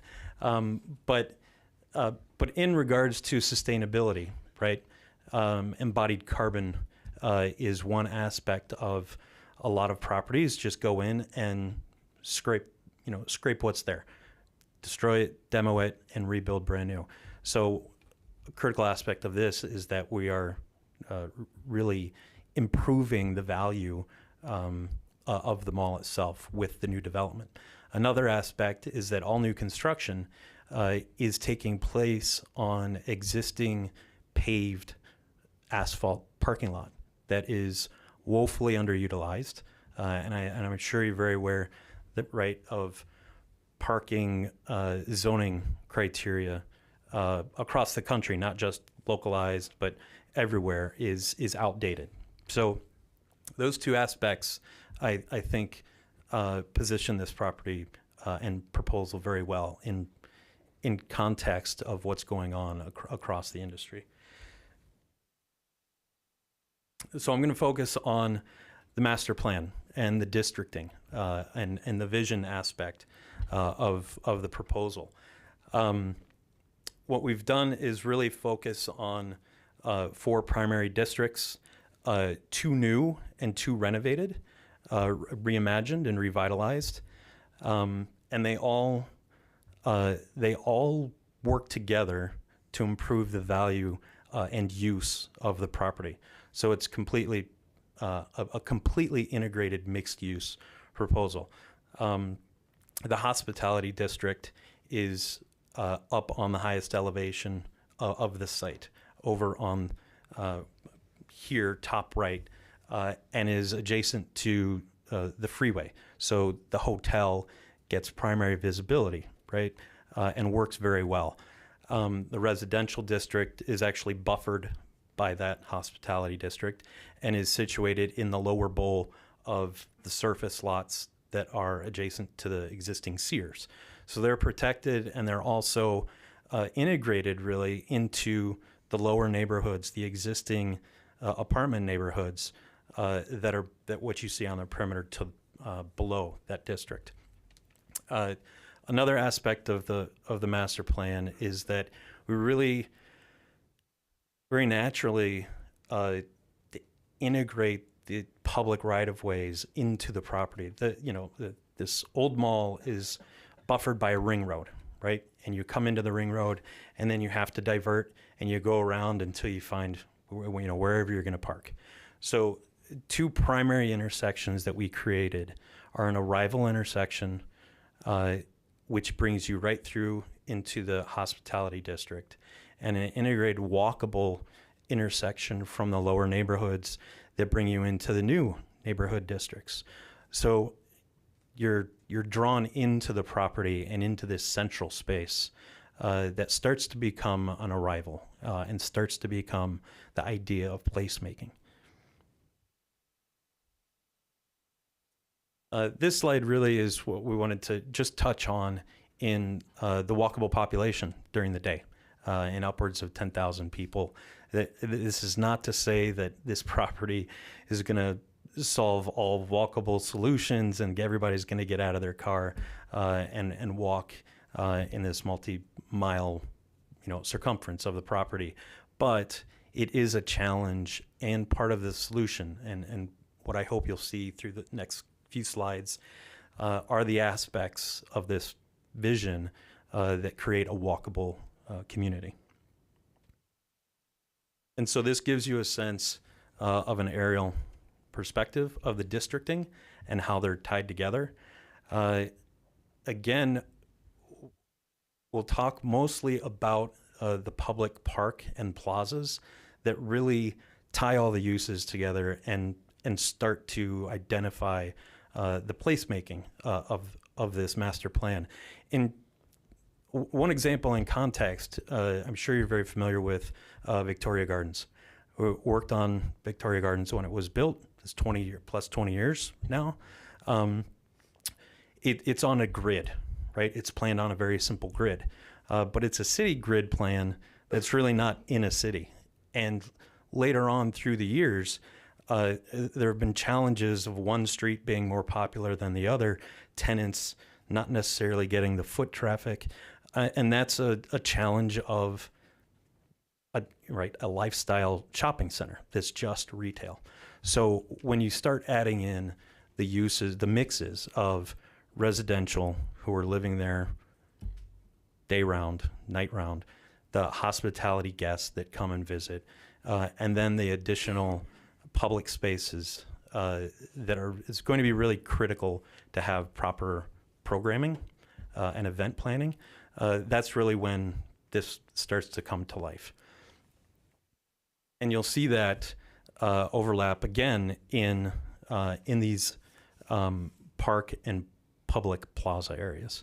One aspect of the only new retail that is proposed is around the base of this park plaza. So you don't have retail kind of disappearing down these streets where they're not going to get much attention or much foot traffic. So all the concentration is to bring all that walkable traffic and all the visitors and hotel guests into these public spaces that may get programmed with car shows and summer concert series and Cinco de Mayo parties and 4th of July parades and those kinds of things, right? So that's the idea of filling and populating these spaces so that they become really, generating memories rather than thinking of them as just tenant spaces or resident spaces. So this starts to give you an idea of how these areas are connected and how we cut through and keep some of the buildings separate. So this is looking through that public park plaza up between the mall and one of the residential buildings into the distance up that stepped stair feature that actually connects on the exterior the lower area to the upper area and potentially the hotel in the distance. Again, an idea of filling this park space and plaza space with toy drives, Metropole 5K runs, art festivals. The enclosed area of that central space is close to 1.4 acres. So closing that off on a weekend, right? You're really creating a very viable, large event space. And because it's situated down on the lower level, the lower parking field, it naturally creates its own kind of amphitheater space and is protected from, freeway noise and so forth. Thinking of the hospitality district, even more on the micro level, right? You could think of, wedding receptions and quinceañeras and even a couple's staycation, right? Keeping people in town and coming and spending a weekend across all of these spaces and uses. The entertainment district is one, again, that's practically formed itself. It's got the theater, it's got Round One. We are proposing open plaza and food and beverage, new food and beverage along that lower level. The parking field we've replanned and re-landscaped, and it again creates its own kind of lower enclosed area. The freeway is much higher above it and buffers it from noise. We're even thinking, a movie drive-in event where you reconfigure the parking lot and have special events like that in that area, which could work really, really well. The food district is really looked at as a hub where the food the existing food court is, and reimagining that. I'm sure you've seen, right, the trend of food halls, more open air, more grab and go type food product and tenants. But really the idea for food and beverage across the entire property is dispersed throughout all of these districts and uses. The entertainment district would have food and beverage down in those two spaces, right, that look out to the parking lot that are they still vacant? They might be vacant. They're a challenge to fill. But putting new food and beverage in there would add an adjacent use to those entertainment tenants that would work pretty well. And that would work in conjunction with a newly imagined food hall for guests on the weekends as a quick stop and go or respite from shopping. There's also some planned food and beverage sit down over near the hospitality district and part of the hotel. So it's really important to see where all of these work together in conjunction. Adding a couple restaurants over near the restaurant or over near the theater isn't going to do anybody any good if you don't have residents who are living there and going there, in the evenings, or if you don't have hotel guests on site that are there for an evening and want to walk from one side to the other and through these open plazas. So that really is a critical aspect of the vision. This is an image of the food court side and the reimagined entry to the mall. And so again, a lot of this is overlapping and integrated. One point that I really wanted to touch on, we talked a little bit during Planning Commission, but it's been mentioned, and we want to make a very focused statement about the inclusion of art and how that supports and is really critical and vital to the identity of the property and the engagement, let me restate that, not the identity of the property, the identity of the community at the property. Because Metropole is just a name, right? It's just a name on a slide right now. Unless you've got an infusion of art, an infusion of all these events and program that we've talked about, then it really doesn't mean anything. Once you start that, then the name really starts to mean something to the community, and it starts to really signify to the whole region that this is really a place to come and spend some time. And so with all of those renderings, it's kind of hard sometimes to measure the impact of what that means.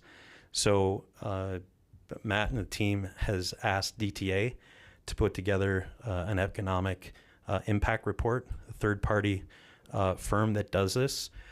And these are some of the statistics that they've measured based on the real impact of these uses, of these categories and scale of the project. So it's definitely not insignificant. It would see a rise of $7.44 million in gross tax revenue per year. Some of the other critical statistics is an increase, approximately $21 million to the mall. And really what we think is really significant is potential creation or the need for almost 1,600 new jobs by the time this is all built out. So it is not something you push a button and it happens overnight. It's a long committed effort, as we talked about, and those are some of the impact statistics. Are we getting close? Yes, it's actually been 15 minutes now. Okay. So don't mean to cut you off, but we will go ahead and just if you can just conclude and wrap it up, and then there'll be opportunity for rebuttal as well. Yeah, no problem at all. This is a representation of a website that's under construction, has not gone live yet, but just another tool to engage the community and further the progress of this vision.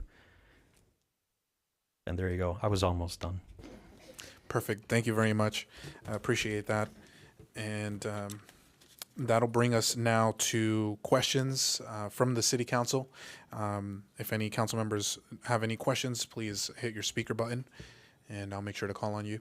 And we do have some questions here from Councilmember Marquez. Thank you, Mayor. Wow, great presentation. The only thing I don't like about this project is because we're building a town center in my district on the other side of town, and Well, they'll be very different, I'm sure. okay. I like the job situation. You have brought up how many jobs? 1,600 jobs at full build out. Correct. So we can get this done within a year, so we can have jobs right away. Exactly. I agree with you on malls. They don't build them no more. Look what happened in San Bernardino. It costs the city how much to knock it down, demolish the malls. So, grocery and retail. You have a section there that it shows that you're looking at a future grocery market. You have any incline or what you might put in there? At the present, nobody is interested in it yet. They really need to see something happening at the mall. Nobody wants to come to the mall right now. It's just, I have 3 big boxes being empty forever. 15 years Gut Shock and 5 years Sears, and it's practically, if this doesn't happen, I don't think anybody will show any interest. So once you start construction, they'll be coming knocking at your door, right? That would make sense, yes. That's good. The parking lots on the north, west, and west area of the mall, that's strictly going to be for parking, for the shopping, correct? There won't be no residential parking at that section? Yeah, all residential parking will be self-parked in the apartment buildings. Okay. Correct. So all of the surface parking in front of the food hall area, the entertainment district, and part of the hospitality district, all of that surface parking would be mall and hotel parking. Okay, and there'll be sufficient parking for, on the other side, the west side, for events, like you were saying, having some events out there, and correct. You have sufficient parking. I just don't want to burden the neighbors to the south of you guys, you know. No, absolutely not. parking. We've got in the outline, we've got all of the parking phased and accounted for on site. Okay. No, that's about all I have. Thank you very much. And again, thank you for the presentation. And it looks good. Thank you. Thank you. Thank you. Next, we have Councilmember Shaylinda Bernard. Thank you guys for being here tonight. So I just have a few questions. So the parking deck that's near the Macy's, the one that's never been utilized, what are we going to do with that? Was there a plan for that? Yes. Okay. Yeah. So on the master plan map, that's envisioned as a residential right now. Okay. With there is a calculus for different uses. So residential is shown because it's the highest density. I wanted to make sure I was reading that correct, so I just wanted to make sure that that's what I was reading on that one. So Yes. Thank you. And then I know we are looking at, it's going to be mixed use. I like what some council members up here are probably going to be concerned about is it's going to be the anchor stores that are probably going to draw the people in for some of the shopping. But I am wanting to know, are you going to work with some of the businesses that are located within the mall to either help them if we have to shift them to another area, because let's say they're more entertained, with finding another space within there, some of our small business owners that are there? Yes, I mean, I fill out the mall with all small businesses as of today, and that's my priority, yes. Okay, thank you. That's all I have. Thank you. Next, we have Councilmember Baca Santa Cruz. Hi, good evening. Thank you for your presentation. I just wanted to point out that the mall is 30 years old, not 40 years old. It opened in my senior year at high school here in Moreno Valley. So, Sorry about that. 1992, In general, it was a general statement. 30 years ago. You touched on the transit center. I know Moreno Valley Mall is where all of our RTA buses will stop. So wherever you need to be in Moreno Valley, if you can get to the mall, you can pretty much get to anywhere. So will there be an increase, maybe a stop at the residentials and then as well as at the food court? Yeah, that is an ongoing discussion with RTA about their routing, certainly with those districts and where the best stops would be. But they have a massive transit stop there, center, right, and exchange. So the intent is to maintain that or augment it. And I didn't see any identified EV chargers for residential or for the mall visitors. Is that something that is just more in depth in the plan, or? Yeah, it's a little bit in the details. The outline of the SBA document outlines all the necessity for EV charging for residential, even separate from on-site shoppers and hotel guests. So the bottom line is that's just a necessity nowadays, and it's only going to increase. So there will be EV charging for everybody on the site. Actually, today we have 4 existing at the mall, actually, yes. And they'll be increased? They will be increased, yes. Okay, and then finally was, there were some photos being shared, like at meetings, the chamber and stuff, about like an amphitheater in the entertainment district, but I don't see it on these plans. Has there been a change, or is there still intention of doing like an open music theater type of amphitheater? In the entertainment district, not so much. I mean, that's primary. The existing parking there is critical in the numbers. So the new plaza up along the building is what's intended. Okay, well, thank you for choosing Moreno Valley to come and try and redevelop the mall. Our mall really deserves redevelopment. We have good businesses there. We have some strong anchor stores that have withstood the 30 years, and I hope to bring more business to them because the mall is an important part to our community. So thank you for coming up here. Thanks. That's it. Thank you. Thank you. Thank you. And just a couple questions for you as well. Some of them have already been asked, so I won't repeat them. But as far as a timeline for construction, do you plan on building this out in phases over a specific amount of time? And if so, what does your time horizon look like? Well, there are a bunch of challenges. It's a little bit unpredictable because I have to go through, I am negotiating with Macy's and JCPenney. When I go through them and I get green light, then I'm ready to start the construction. Probably will take me like somewhere 12 to 14 months to clear everything out, unless there are some other challenges like unions and somebody might sue the project. But I am ready to start ASAP. Okay, thank you. And then one of the things that I'm really excited to see in the renderings and the elevations is, and I talk about this all the time, is rooftop amenities. That's something that the Inland Empire as a whole just does not have, and I just think we definitely need it, and the demand is there for it. You see it a lot in bigger cities like LA, San Diego, Chicago, Houston, and so I see that on the hotels in particular, in some of the renderings, there's going to be rooftop amenities, seating. Can you just expand on that briefly, maybe share a little bit more details as far as what that's going to look like? Is it going to be maybe a lot of these hotels have restaurants on the rooftop?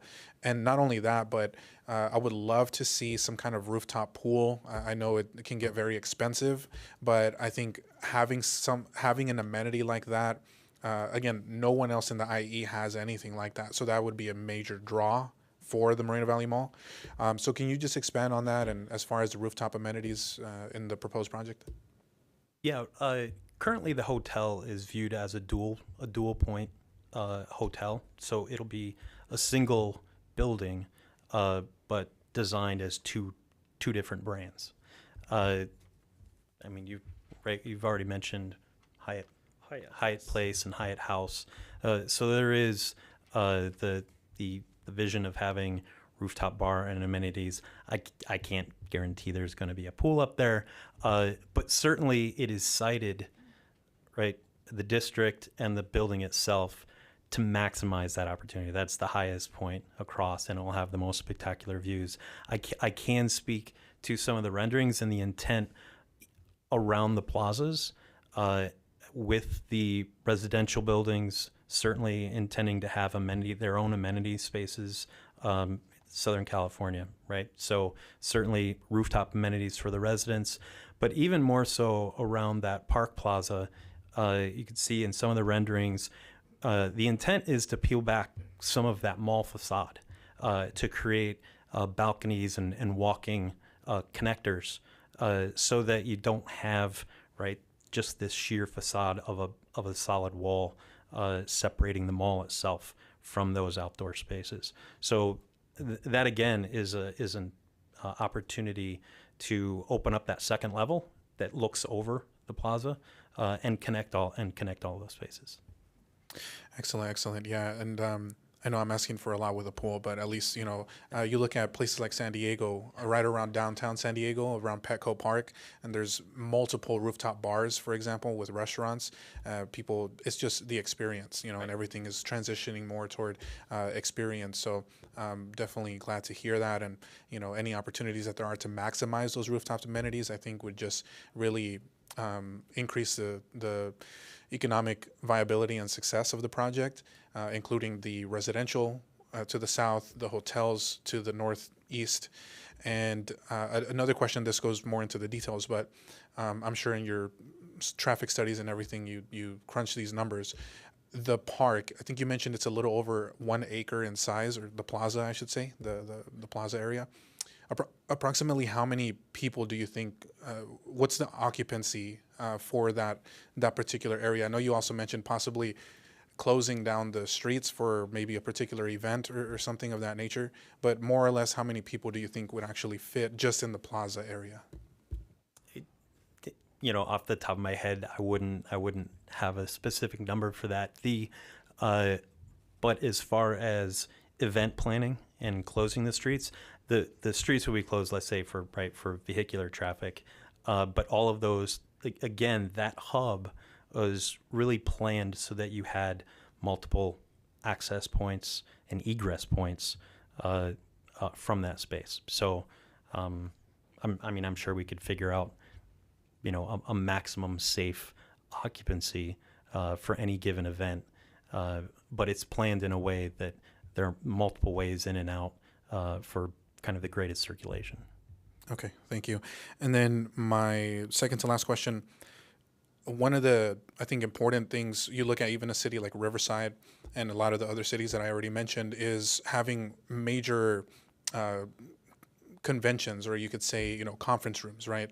And they have it in downtown Riverside where you can gather a significant number of people for conferences, things of that nature, which could be huge, especially for the city of Moreno Valley.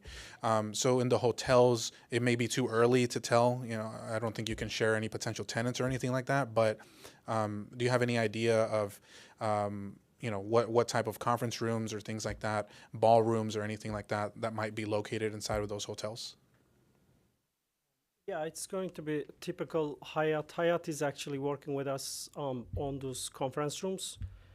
Right now we have one will hold up to 50 people and 120, so you can open between and 70 people. That's what we are kind of planning to put in the hotel right now. Okay. Thank you. And then my last question is about art. Glad to see that, that's something that's very important as well, and the city's working on that. So any additional details that you could share as far as what type of art? I know in Victoria Gardens, I think they have something as simple as having a kind of a chain link fence type of thing that people could put their locks on and, write something on it, or sculptures or murals. And another big thing is immersive art and interactive art. It's kind of spreading and taking off right now. So any other details that you might be able to share as far as what kind of art we'll be seeing here? I think from some of the inspirational imagery, that's where we were headed. Not only with applicable 2D mural art, that kind of stuff, but also integrated to the on-site signage and wayfinding, archways. Again, really trying to bolster the sense of arrival and place, sense of place, really. So there's certainly outlined in the SPA criteria for arrival signage, archways, that go beyond, let's say, mural art. But the integration of those opportunities are really endless, and really are something where you get into the details when you start really kind of finalizing buildings and surfaces and opportunities and that kind of stuff. Definitely, thank you. Look forward to hopefully seeing a lot of art implemented as part of the project. So that was my last question. I don't see any other questions from the council, so we'll conclude the questions. We'll go to public testimony, and then there will be opportunity for rebuttal afterwards. So thank you again for the presentation. Thank you. Okay, Madam Clerk, do we have any requests to speak on this item? Yes, we do. We have 13. 13 speakers. Okay. And okay, so we can go ahead and call up the first 3 speakers. And for this, do we allocate, once again, is it 5 minutes per speaker for this, since it's a public hearing item? Yes, but you can reduce the amount of time if you believe that there are a significant number of speakers. Okay, and that number right now is at 13, Madam 13. Clerk? Okay. Is the council comfortable with 5 minutes per speaker, or is there a desire to maybe decrease that to 3 minutes? 3 minutes. 3 minutes? 5 is fine. Okay. So we'll allocate 5 minutes per speaker. Again, you don't have to use the full 5 minutes, but we'll allocate 5 minutes per speaker. And Madam Clerk, if you'd like to go ahead and call up the first 3 speakers, please. Okay, the first 3 speakers are Donovan Sadiq, Adam Frankel, and Jamil Dada.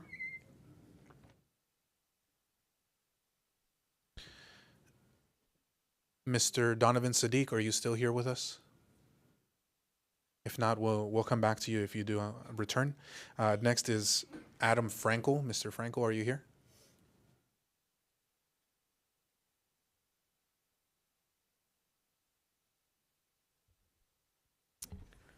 Good evening, Council. My name is Adam Frankel. I'm an attorney with environmental law firm Lozo Drury. I'm here on behalf of Supporters Alliance for Environmental Responsibility, or SAFER. Excuse me. After reviewing the subsequent EIR or SEIR, SAFER concludes that it fails as an informational document and that it fails to implement all feasible mitigation measures to reduce the project's significant adverse environmental impacts.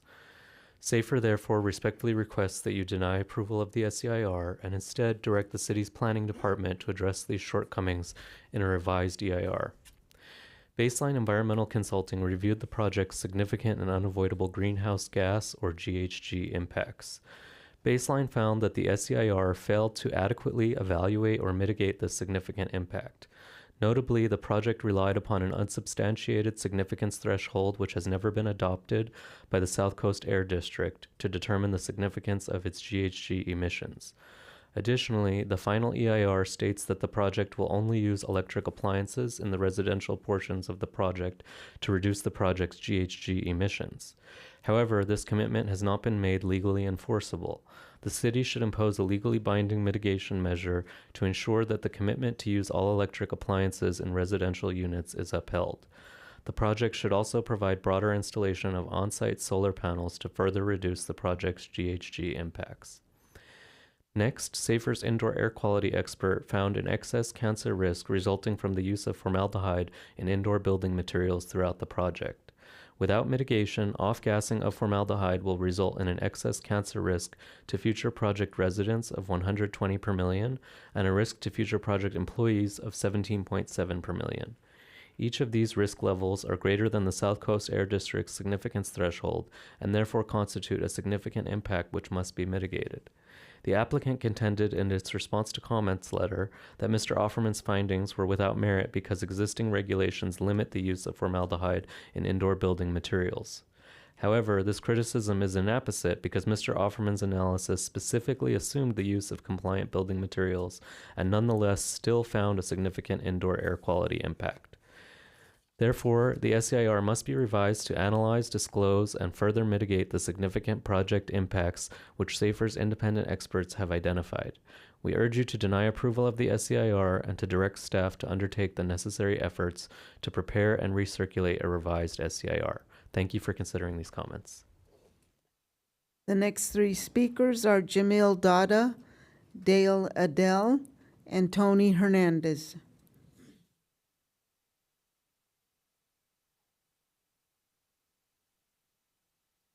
Good evening, Mayor, council members, city manager, city staff. Thank you. Jamil Dada, 12460 Hickok.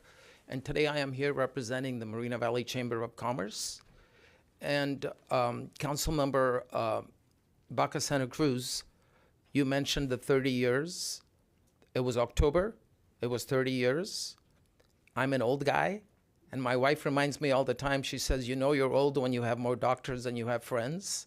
And I bring that up because I was here. I did the ribbon cutting for this mall on behalf of the chamber in October that year. So happy to be here still. I want to commend Matt Ilbach, the owner, for his passion. It's not very often you see an owner so involved. And this project will make Moreno Valley proud.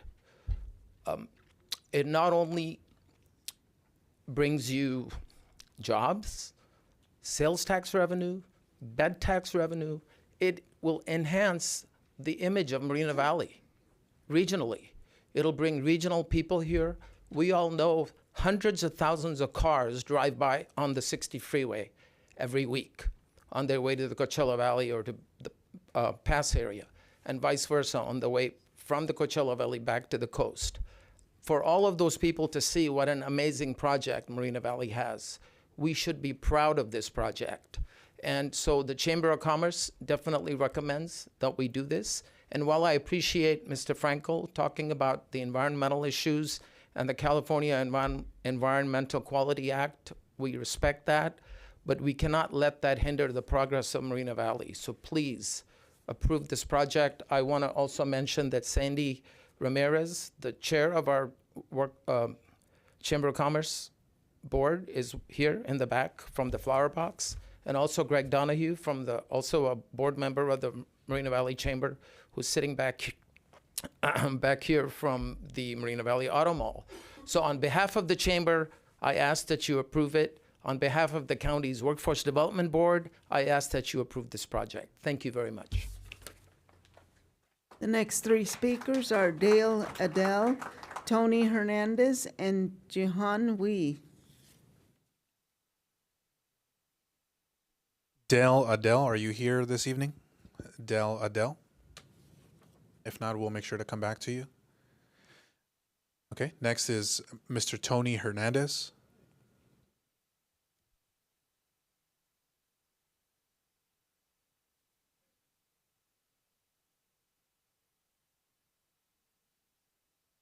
Council, I really have a pleasure of being here with you. Mayor, it's a pleasure. Basically, I just wanted to reiterate, I've been in Moreno Valley, came to Moreno Valley in 1989 when the city was really, really booming. There were really great things happening in Moreno Valley. So we decided to move in Moreno Valley. As a matter of fact, people were waiting in line to get properties out here. It was just an awesome place to be. You know, Moreno Valley was well known everywhere. And basically exciting things were happening out here. 1992, the Moreno Valley Mall was built, which was awesome. It was exciting for everybody. There was shopping. People were just really, really enjoying the mall and enjoying the city. Unfortunately, recessions, things started happening throughout the years. And basically, the places, we lost major stores, major businesses, And of course, other businesses started taking our businesses away, So, it was a really, really disaster time. And then COVID hit and basically brought our city lower. And basically everybody trying to go through Amazon and taking a lot of the business. But, there was a lot of malls that were closed during this time. But one of the major things is Moreno Valley Mall still stands. But basically, there's been hard work, dedication, and there are people really trying to make this place one of the best places out there. And this is time to really work on the redevelopment of Moreno Valley to bring this city back to where it should be an envy of other cities, to really, really move forward to what we should be doing. And, there's a lot of things happening in other cities. Why not make it happen in Moreno Valley and make this one of the best cities? We're the center of the Inland Empire. And I think it's time to get this done. I really, really look forward for you guys, helping with this, approving this project. Thank you very, very much. The next three speakers are Jehan Wee, Julio Flores, and Chelsea Ritchie. Hello, my name is Gihan Virasekar. I am the current owner of Perfume Hut. I'm a small business owner inside the Moreno Valley Mall. This is a family-owned business, actually. The business opened back in 1998. We took over back in 2012. And and also I live in the Moreno Valley. So everything that goes on inside the business or in the city, it affects me and my daughters and my family too. So I strongly support this proposed expansion, and we all can agree that the city desperately needs something like this. And most of my neighbors and even my friends either go to Galleria Tyler or Inland Center in San Bernardino to do their shopping, because we don't have that kind of infrastructure or city center in Moreno Valley right now. Financially, they went through the whole numbers, but I was thinking before I came over here, I believe the city of Moreno Valley can generate thousands, if not millions of dollars in revenue years to come. Therefore, I strongly support this project.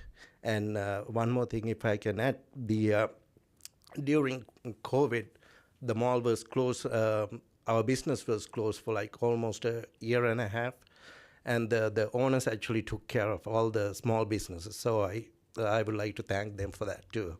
So thank you. Next three speakers are Julio Flores, Chelsea Ritchie, and Tom Gerald Sr.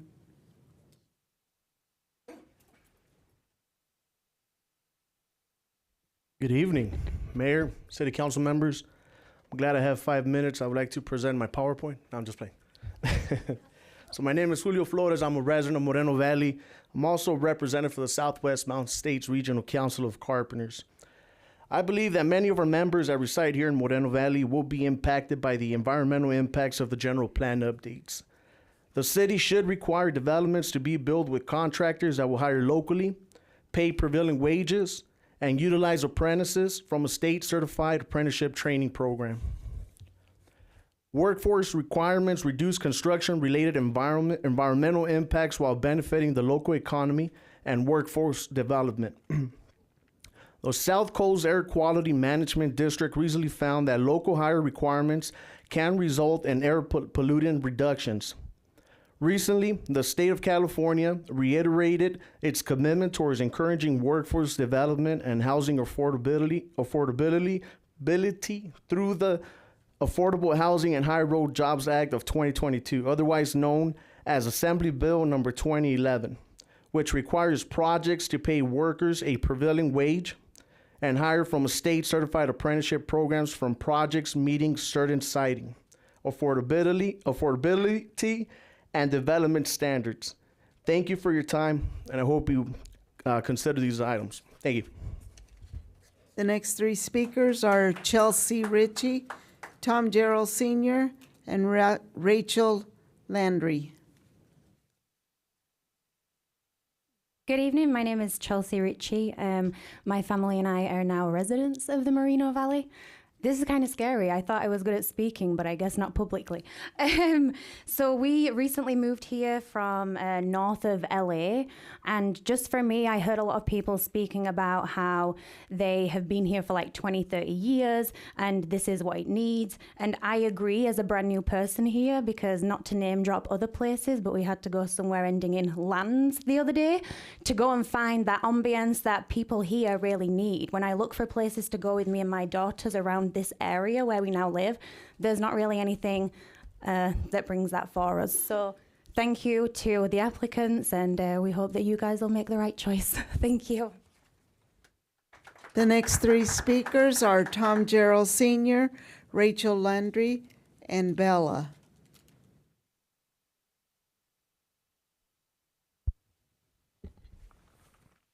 Tom Joe Sr., speaking on behalf of myself and also for the Sundance Plaza that I spent some time at. Mayor, council members, members of staff and the public, both here in the chambers and watching at home. Thank you for the opportunity to speak. First of all, I'd like to compliment the mayor and the council. You actually asked some very, very good questions of the applicant, and I think they were very good. Actually, a few things I was thinking as well. So and you're showing some vision and some desire to improve the community, and let's take it to the nth degree that we can. So and make the best of everything, that every dollar that's spent in the city for development and investment and improvement. You know, I having been here a long time, I hearken back. In fact, been here since '81, and that's not a bragging point, but it is. The mall was an issue back then. In fact, before I moved here, I spent about 2 years kind of researching the area. At that time, the talk was to put a mall out in the Badlands there, over the freeway, and you're going to drive in under, and there's going to be some high-tech thing, and that was the big talk. So it never happened, but it was an intriguing concept and caused a lot of stir. And so there was big hopes for the city by those who were visionary. And of course, it went from 40,000 people to 200-some thousand now, and so. You know, I saw the explosive growth of the 80s. I also saw the mall wars, and I saw the whole history and the saga of it. And one technical question or point I'd like to bring up, I actually heard, I can't remember whom it was, but it was one of the staff members after the hearings of the original mall approval. They said, yeah, we went way heavy on the parking requirements. And, you know, I've seen that mall at peak Christmas times, and it's never come close to capacity. So they've got the area, they've got the resources to work with, and bring it back to life. So I strongly support the issue, the proposal. And one other thing, too, if you look back at the hearing at the Planning Commission, something that really impressed me was the broad support that it got. I mean, it just seemed like it really brought the whole community together. There's a real desire, residents of Moreno Valley, to see our community bettered and take something that's got some challenges and let's bring it back to life. So I like that. And this is something, a lot of good for our youth. And Councilman Marquez, you know, you're concerned about, I'll call it competition, but what we really need to do is stay on a good, positive, pro-growth, pro-development path so we have ample population that will support not only this facility, but other development in the community. Because in the one of the gross errors we made in the 80s, we were approving all kinds of commercial, and they were really tough on the residential. And look where that got us. So anyhow, but I commend the project. I affirm it. Thank those who spoke for it, and I hope we can improve it. Thank you. The next three speakers are Rachel Landry, Bella, and Greg Donahue.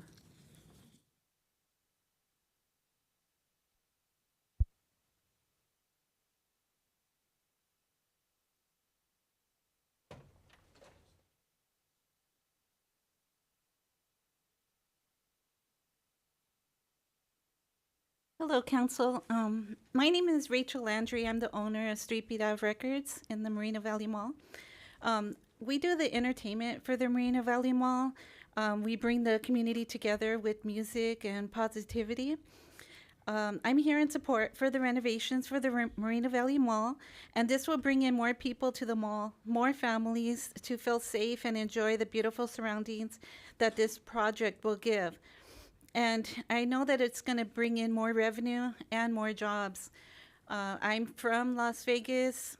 I lived in Las Vegas. I was born and raised in Los Angeles, but I moved to Vegas and I lived there for 10 years before I came back to LA. So I know that dreams could come true. I worked at the Wynn. I was there along with Steve Wynn when the project first started with the Wynn. And I know that renovations could happen like really fast. So just be prepared that this renovation will come and it will be a very positive thing for Moreno Valley. Thank you so much. The next three speakers are Bella, Greg Donahue, and Bob Palomares. Hi, my name's Bella. I support Moreno Valley Mall redevelopment. I hope more fun things are brought to Moreno Valley. I hope more things are brought for children. The next speakers are Greg Donahue, Bob Palomares.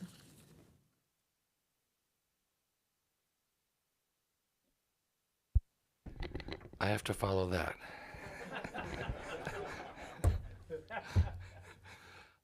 Good evening, Mr. Mayor, distinguished council members. Mike, Brian, good to see you. Mike. As you know, I know all of you fairly well. As you know, I don't live in this city. I just spend every waking moment in this city. I live in the mountains and the snow, and that's just where I lay my head. But having said that, I mean, I'm heavily invested in this city, and I work for somebody who has just put every last dime into this city. As most of you know, I work for Moss Brothers, but I'm also involved with Rotary. I'm also involved with the Chamber of Commerce. I'm on the advisory board with the Salvation Army and some other stuff, I'm sure. I think we could agree the success and the rise and vibrancy of a city is dependent upon its leadership and the concern and involvement of its citizens. I think, as I said, I know most of you, and you all have like skin in the game. You're all invested in this community, and I think this shows the community involvement in it. Having said that, I think the city council has an opportunity here to get it right again, to do something that's going to lift the city up even further. It's going to create jobs. Even the building and the construction of this is going to bring out construction people, and they buy trucks. Oh, darn. And we like that idea. And I think a month ago, I lived in this city for 3 weeks, 4 days, because I was reverse snowed out of my house. I lived down the hill when the storm struck, thinking it was going to be a 2-day staycation. So I brought, mama, grandkids. 3.5 weeks later, we could get home finally. So, I shopped in this town again and bought, you're buying some stuff for everybody and stayed in the hotels. If you'd have told me 20 years ago we'd have the hotels we'd have now, no, you wouldn't have bought into it. Now it's like, when can we get more? And you have the companies in here that will draw them with Aldi, with PG, the auto parts company.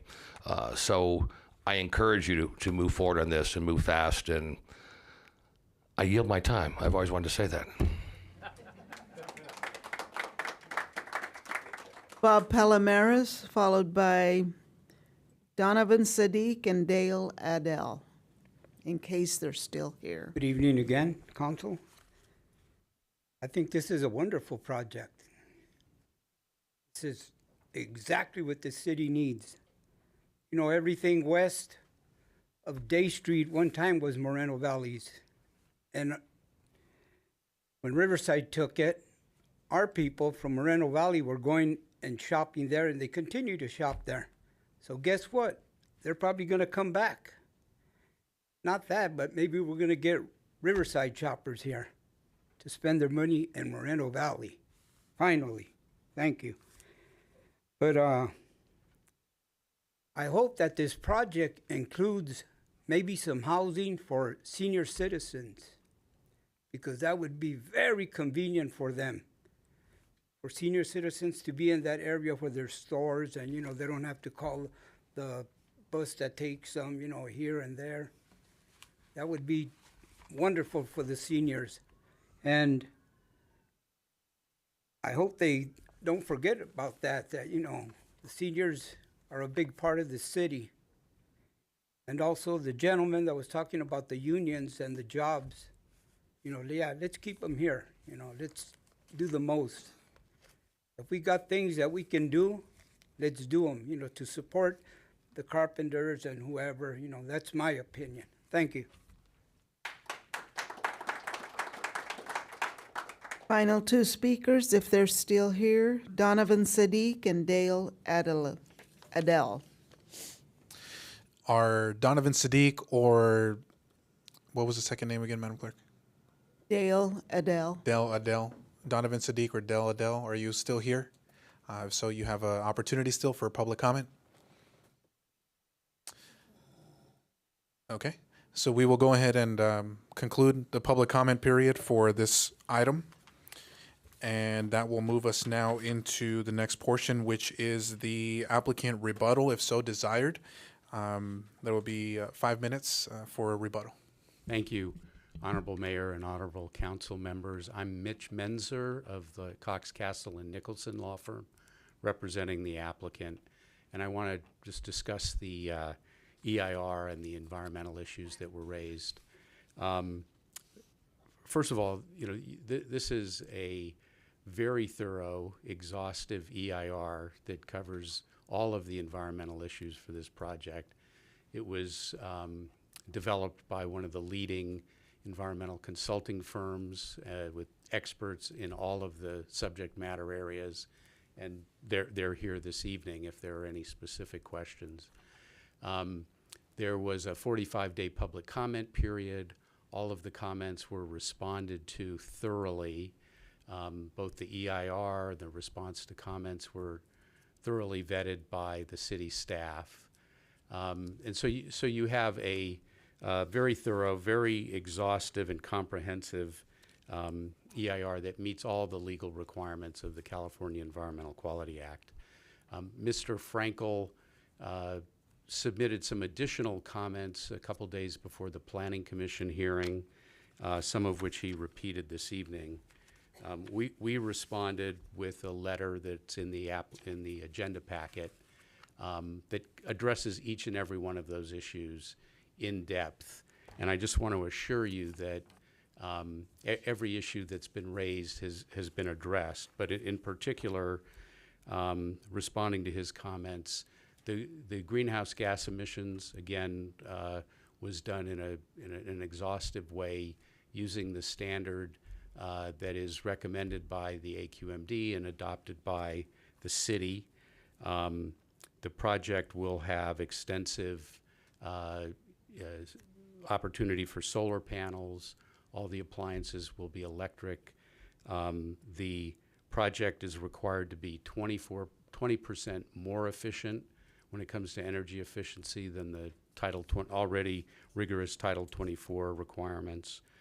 And then finally, there was a study included with Mr. Frankel's letter regarding formaldehyde and cancer risk. And I just want to assure you that that study has never been published or peer reviewed, and no agency, and there are many agencies that regulate formaldehyde in building materials, has utilized that study or anything near that standard. So this project will meet the standards of the US EPA, the World Health Organization, as well as the California Air Resources Board. And finally, CEQA doesn't require an analysis of those impacts on residents. So, it's very easy to lose the forest for the trees, so to speak, and get lost in some of these details. But it's very important to step back and realize that this project will be very environmentally beneficial and very advanced in that regard. It's an infill project that's going to bring this development to an existing area. It's going to replace this, acres and acres of asphalt with a thriving community that's going to be beautifully landscaped with public amenities. It's a mixed-use project, so people who are living in those apartments can shop there, dine there, entertain there without having to get in the car and drive. It'll be a magnet for, as you heard, for people who live in Moreno Valley who won't have to drive to another city. And finally, it's transit-oriented. With the transit agencies stops there, there's plenty of room to build on that and make this a major, multimodal center. So I hope you'll consider all of those benefits as well. And we're happy to answer any questions. Thank you very much. That will bring us now to the next portion, which is council deliberation. But at this time, if it's okay with the rest of the council, if we could just take a quick recess, just a quick 5 to 10 minute break, so we can just get up and circulate our blood a little bit. So quick 5 to 10 minute break, and we'll be right back.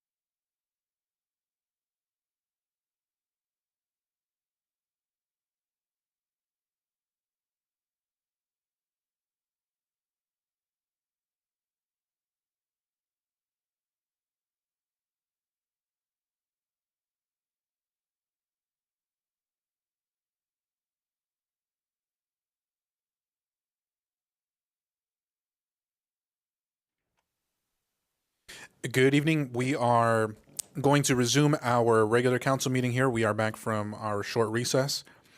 We will pick up where we left off, which is at the council deliberation. We had just concluded the applicant rebuttal. So at this time, if any council members would like to make any comments and provide deliberation, please hit your speaker button. First up, we have Councilmember Marquez. Yeah, thank you, Mayor. I have two questions. I don't know who wants to answer them. The first one is we had a speaker talked about senior housing. Who wants to answer this about what's the possibility of having senior housing? And is this for the applicant? For the applicant, yes. I think all housing product types are on the table, including affordability, affordable housing, senior housing, and combinations of housing types. So I know the renderings were showing the maximum density as defined by the proposals, but all housing types are in consideration right now. Okay, because we have a lot of elderly people that, from the military retirees to like myself. Absolutely, and rightly stated, the walkability, right, is definitely an attribute that's available. Oh, that's good. And secondly, and it really hasn't been brought up, unions, carpenters, plumbers. I hope you guys can sit down with the unions and look into a possibility of having an agreement with unions to help you build this project. Is that a consideration of yours right now? It is. I am having a dialogue with, because like I said, the project might start 2 years from now, and then keep talking to them, and I'm definitely supporting local labor and union. So I just talked to them, and we will definitely sit with them when its time comes along. Okay, I appreciate that. Thank you very much. That's all I have, man. Thank you. Would any other council members like to make any comments, any deliberation? Okay, I see none. So before we call for any motion, I will just share a few thoughts here. So first, I want to thank everyone for coming out here and sharing their perspectives, both for and against the project. I've heard some concerns and then heard a lot of support as well from the community and various business owners. So thank you all. Thank you to the applicant, Matt, as well, for bringing this proposal forward. As you have heard from several of the public speakers, the mall has been around for a very long time, but we all know and see and live this every single day, how the economy is changing very quickly, right? One of the things is a exponential transition to a more e-commerce based society, more online shopping, less in-person shopping at brick and mortar locations. And unfortunately, we see the results of that with, commercial and retail vacancies ticking up over the past few years, more vacancies across the country in commercial retail spaces. And, we have to figure out how we're going to mitigate that and how we're going to address that. And one of the ways to do that is to take a different approach, right? Go more in this direction of mixed use developments. And that's exactly what this is. What the proposal is a mixed use development where you have multiple uses, all very close to each other, very walkable project, so that people don't have to get in their car to go shop for groceries or go eat at a nice restaurant, things that are within walking distance. And also being able to really capitalize on public transit. And that's one of the things that is proposed as part of the project is expanding, or you could say creating a mass transit hub within the project as well. So really, really glad to see the project and all the various parts and pieces of it. A lot of exciting things that are happening. And like I mentioned earlier, a couple of other projects or cities like the downtown area in San Diego. Anyone that's ever had a chance to go to Discovery Green, it's the Central Park in Houston. It's absolutely beautiful. Very, very similar to this project. Central Park area, major transportation hub, multiple hotels adjacent. There's a Whole Foods, parking structures, all surrounding a Central Park with the ice skating rink, and they have concerts and art. It's a perfect self-sustaining development. It's absolutely beautiful, and it's always full of people.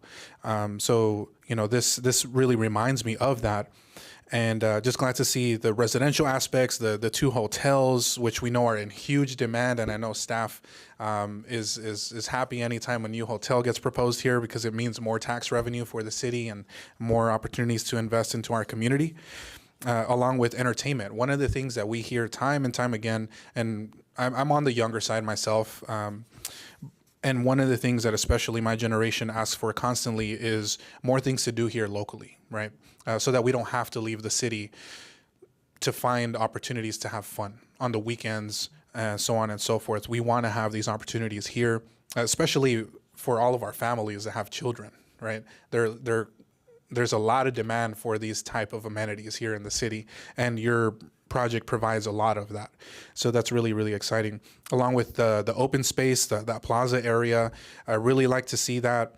And kind of like I mentioned earlier, just to reiterate that, I really like that idea that you brought up. It's something that we've mentioned here before about having a place where we can kind of shut down and close off vehicular access and just make it completely pedestrian use temporarily for events or concerts. And I can just see the hotels, the rooftop amenities, and a concert happening down in the plaza, and maybe you have seating around the plaza, and then you have folks up in the restaurants and the rooftop amenities looking down and enjoying it. So we're maximizing the space, right? We're maximizing the surface area to its fullest potential, again, just to ensure that it's successful, right? And I think people would flock to this.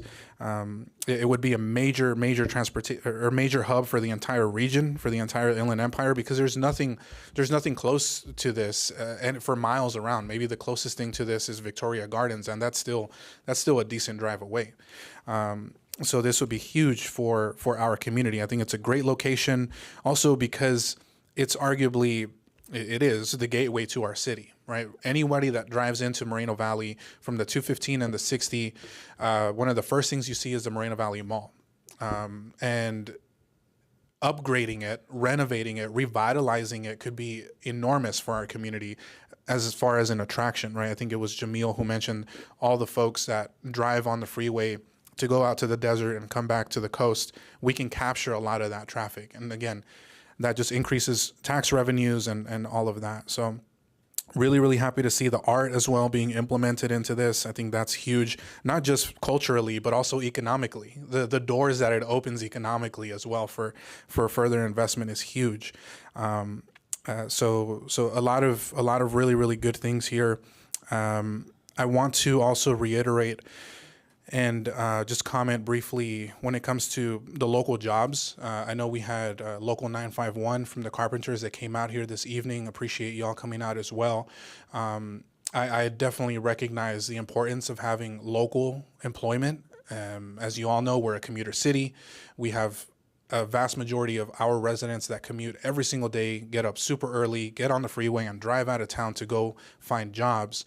And so I share that desire to try to create more local jobs. And not just that, but with our local unions, these are highly qualified tradespeople that build quality work. So I just want to make sure that that's something that you are considering heavily as part of your project. It may cost a little bit more money, but as the old saying goes, you get what you pay for. You pay a little bit more, you get higher quality work, you get better security as well. So I just want to make sure that that's something that we consider as part of the project as well. With all that being said, I just want to close by saying that I think this project will ensure the success of the mall for years to come. It'll make sure that it's successful and viable, and we have to adapt to the times. We have to adapt to the changing economy and our constantly transforming society, and this is a part of that. And so I think this is going to be great for our city and our entire region, and really, really excited. So that's all I have to say as far as the comments on this project, and I'll leave it at that. So would any other council members like to make any comments before we entertain a motion? Okay, seeing no other requests for comment at this time, we will conclude the council deliberation, and I entertain a motion to approve staff's recommendation. I motion to approve staff's recommendation. I'll second. Okay, there's a motion to approve staff's recommendation by Councilmember Baca Santa Cruz and a second by Councilmember Marquez. Please vote.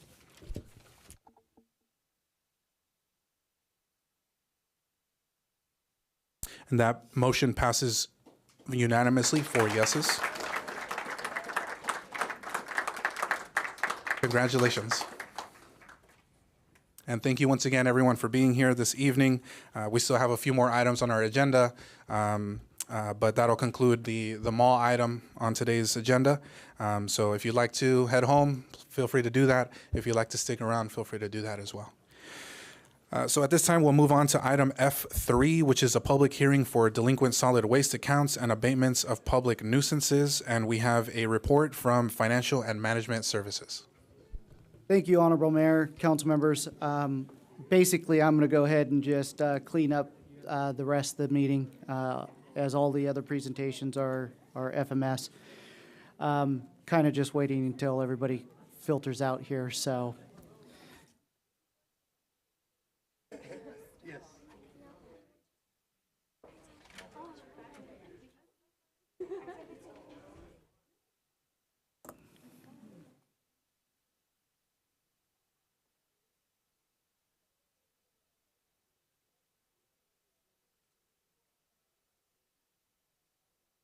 Well, by the looks of the gallery now, we might be able to finish this in about 15 minutes, including public comment. Okay. As everybody's filtered out, I'm going to go ahead and start. So this particular public hearing before you tonight is a routine annual public hearing. This year we have consolidated the various delinquencies and nuisance abatements into one staff report. So the items before you tonight will include delinquent solid waste accounts and fire, weed abatement, and community enhancement nuisance abatements. Based on governmental codes or municipal code 6.04.120 and 6.02.030 gives this particular council the authority to put these particular items on the property tax roll. And so in essence, what I would ask is that we conduct the public hearing for the solid waste accounts and the public nuisance abatements so that it will provide staff the ability to go ahead and place that on the property tax rolls. Anybody currently on those lists still have the ability to pay their particular citation and or delinquency.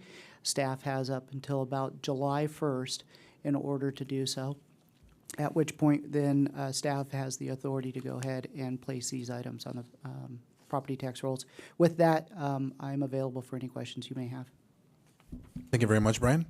Are there any council questions of staff for this item? Seeing none, we will go ahead and open the public hearing. Madam Clerk, are there any requests to speak? There are no requests to speak. Thank you. We will close the public hearing. And at this time, would any council members like to make their deliberation? If not, I will entertain a motion to for this item. Do we need to open any ballot proceedings at all, or is it just a simple approval of staff's recommendation? No, it'd be, as the public hearing is already closed, it would be basically adoption of 2 resolutions related to the items we discussed, along with the approval to place the items on the Riverside County property tax roll, and provide the city clerk, direct the city clerk to file the revised and final solid waste report, delinquency report with the county, and provide me the ability to make any modifications up to the submittal time for county deadlines. Thank you, Brian. At this time, I will entertain a motion to approve staff's recommendations. One question. Yes. But you mentioned, what's the cutoff date again? The last date? Yeah, so there's two cutoff dates. Specifically for solid waste delinquency, the cutoff will be June 22nd. For nuisance abatement, which includes fireweed abatement and the community enhancement nuisance abatement, it is July 1st.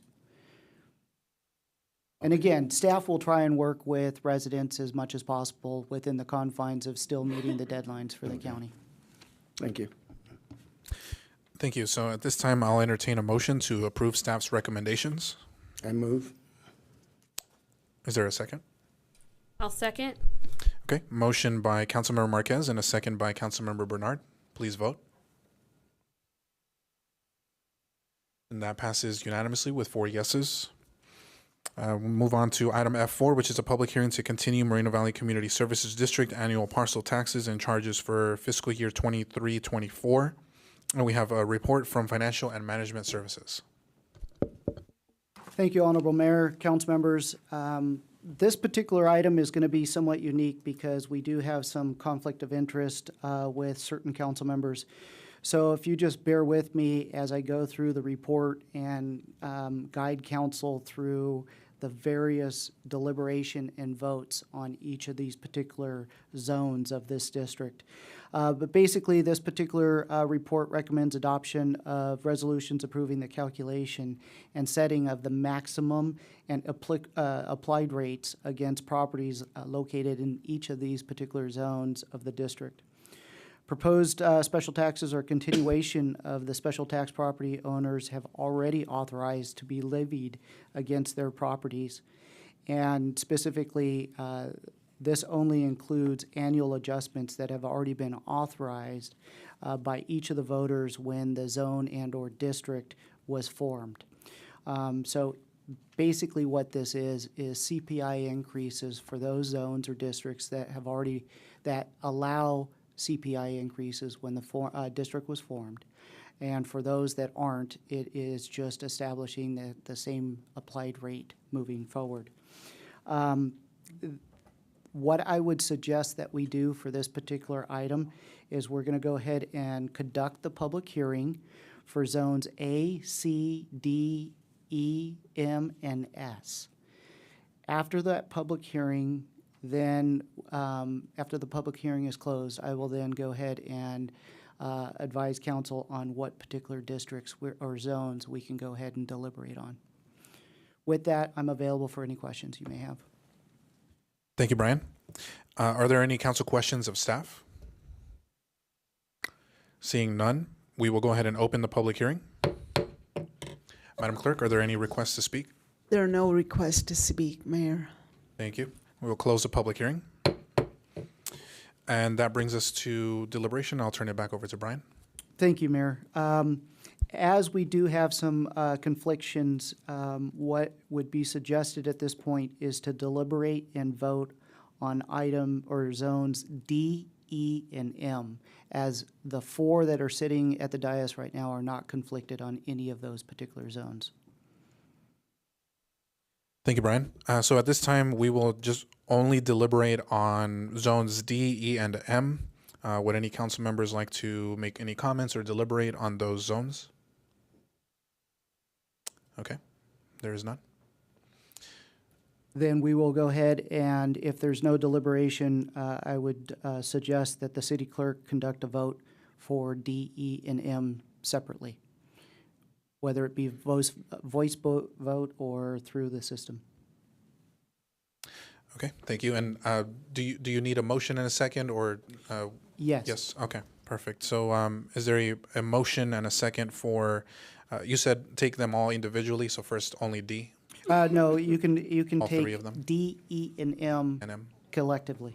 Okay, perfect. So at this time, I'll entertain a motion to approve staff's recommendations for zones D, E, and M. So moved. Second.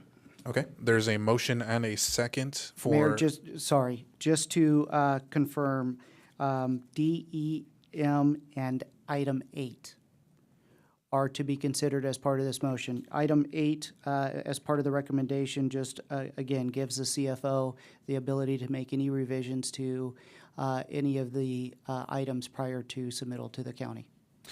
Okay. Within the confines of the approval. Okay, so that would be D, E, M, and item 8. Recommendation item 8.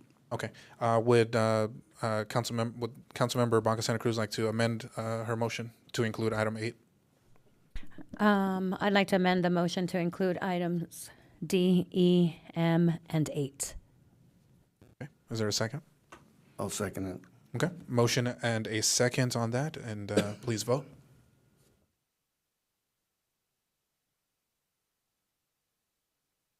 And that passes unanimously.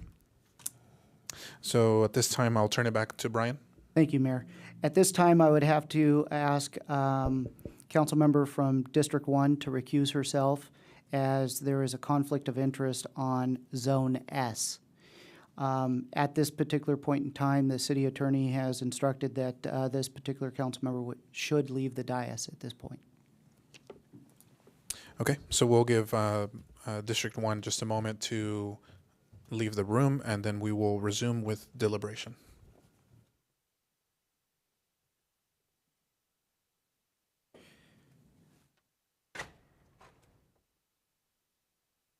So, Mayor, with her outside of the room, deliberation and vote after motion on Zone S specifically. Okay, so at this time, I entertain a motion to approve staff's recommendations for Zone S. I'll make a motion to approve staff's recommendation for Zone S. And that's only for S, Brian? There's Only no for other- S. Just for S. Yeah, I'd second that then. Okay, there's a motion and a second. Please vote.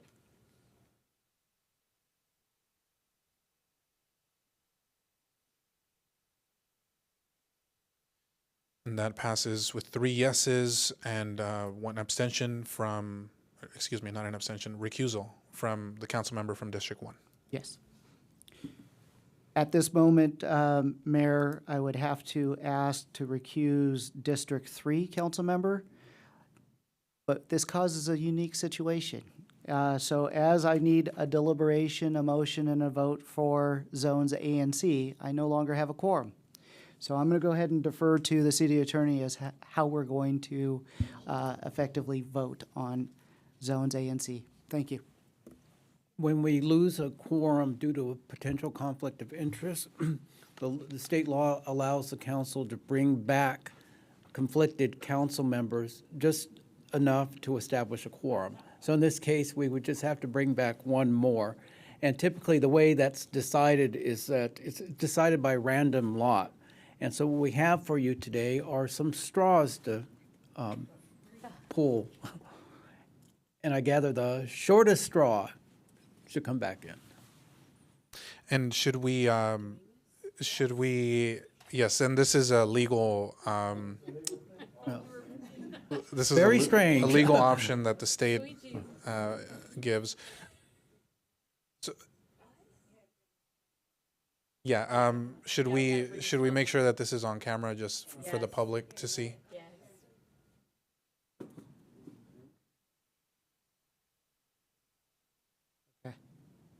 Oh, okay.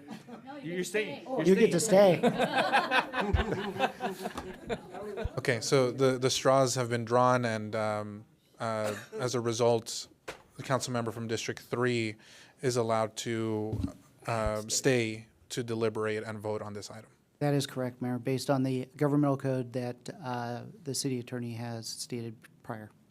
Okay, thank you very much.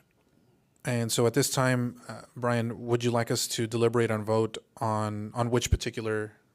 Specifically on this one, it is zones A and C. Zones A and C, okay. Okay, so at this time, I entertain a motion to approve staff's recommendations for zones A and C, I'll make a motion for zones A and C. and I'll second the motion. Please vote.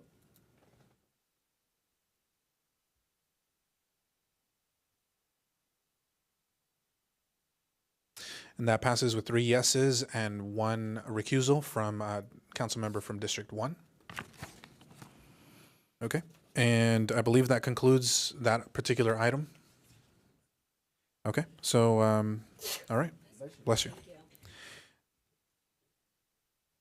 Okay, so that brings us to our next item, which is F5, which is a public hearing to adopt a consolidated plan for fiscal years 23-24 through 27-28, the annual action plan for fiscal year 23-24, and the fiscal years 23-24 through 27-28 analysis of impediments to fair housing. And we have a report from Financial and Management Services. Thank you, Honorable Mayor, council members. So this, again, is one of the annual routine items that we bring before you along about this time frame. The item specifically is to conduct a public hearing to satisfy the annual HUD requirements related to the HUD entitlement grants, including the 5-year consolidated plan. It just happens to fall on this particular year. Citizen participation for this particular event started back in November of 2022, and it is running all the way through today. With your approval, in essence, will be one, accepting the estimated revenues for each of the 3 criteria that make up the HUD grants, which is the home, the ESG, and CDBG sections. Home is roughly $756,000. ESG is roughly $170,000, and CDBG being roughly $1.98 million. With that, the agenda, along with the various reports, is very detailed as to how this money is being allocated. All I ask is to keep in mind that CDBG is unique, and by HUD rule, we have to provide 20% in admin, 15% can only go to public service, and 65% has to go to other. With that, I'm available for any questions. Thank you, Brian. Are there any council questions of staff? Seeing none, we will move on to the public hearing. I will go ahead and open the public hearing now. Madam Clerk, do we have any public speakers? Yes, we do, Mayor. We have 2. Sharon Morris, followed by Susan McDevitt.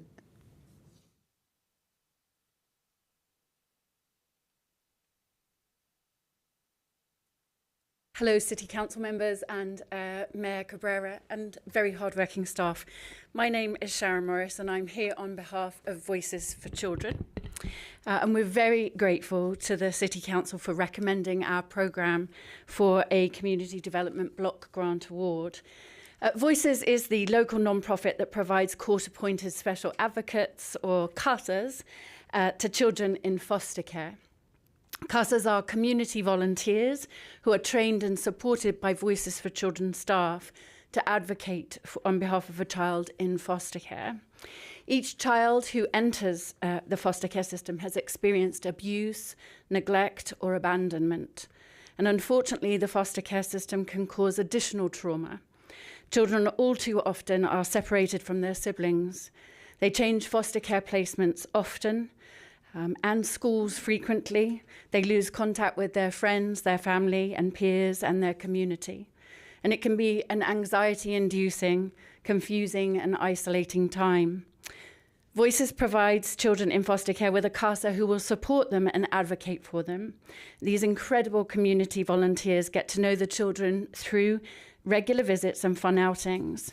But they also become a strong advocate who speaks up for the children in court, at school, and in the community. They listen to children and champion their needs, making sure that a child has access to therapy, to tutoring, and to any other resources they need to address their past trauma and create a brighter future.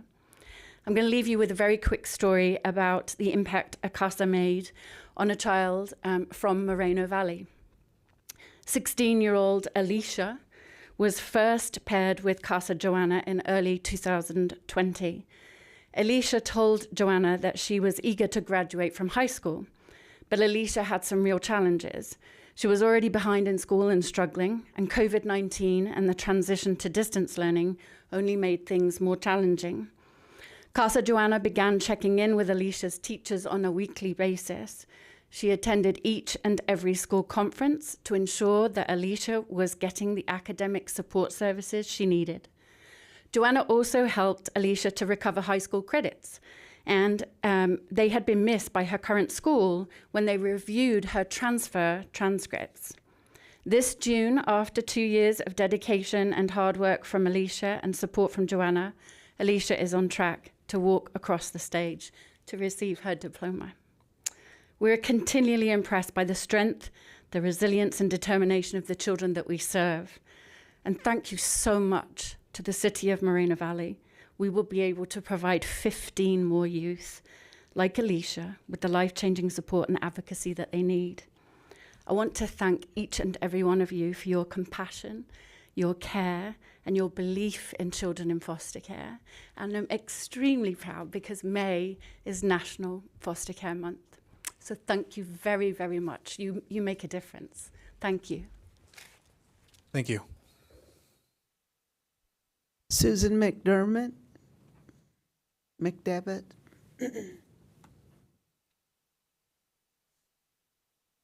Good evening, Mayor Cabrera, council members, and as she said, hardworking staff. We're very grateful to all of you. I'd like to share our appreciation for your thoughtful consideration for our home application that's being submitted tonight. The project that we're working on, let me introduce. My name's Susan McDevitt, Mary Erickson Community Housing, and we're a nonprofit affordable housing developer.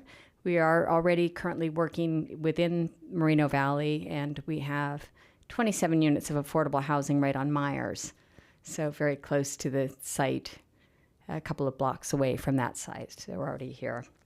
And our application for this evening is to develop 7 homes on Eucalyptus near Heacock, and it's a city-owned lot. We went through the surplus land and through that entire process. And the homes that we're going to be constructing are for first-time home buyers at 80% of area median income, which is a low income level. And for this year, it'll be different. It changes every year. That is at about $70,400 for a family of 4.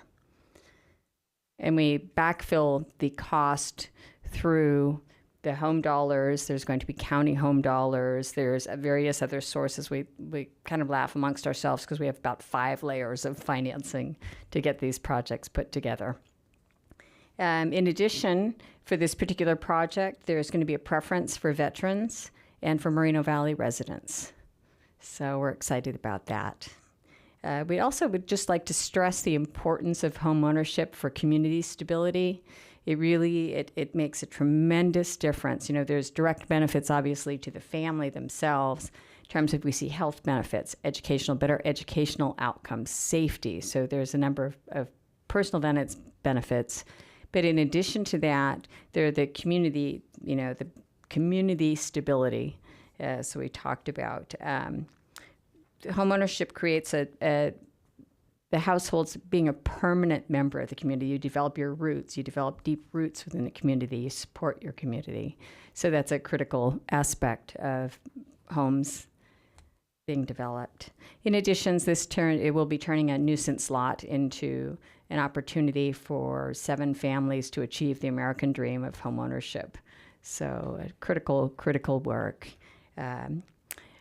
Again, we're very, very grateful for the opportunity to work within the city. We currently are working, and to staff, they've been just amazing. We want to commend staff on their assistance throughout this process and with our other project as well.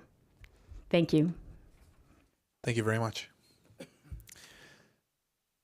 Do we have any more speakers for this, Madam Clerk? That concludes public comment. Thank you very much. So we will go ahead and close the public testimony portion. At this time, would any council members like to make their deliberation or make any comments? If not, I entertain a motion to approve staff's recommendations. I move that we accept approved. I'll second. Okay, there's a motion and a second. Please vote.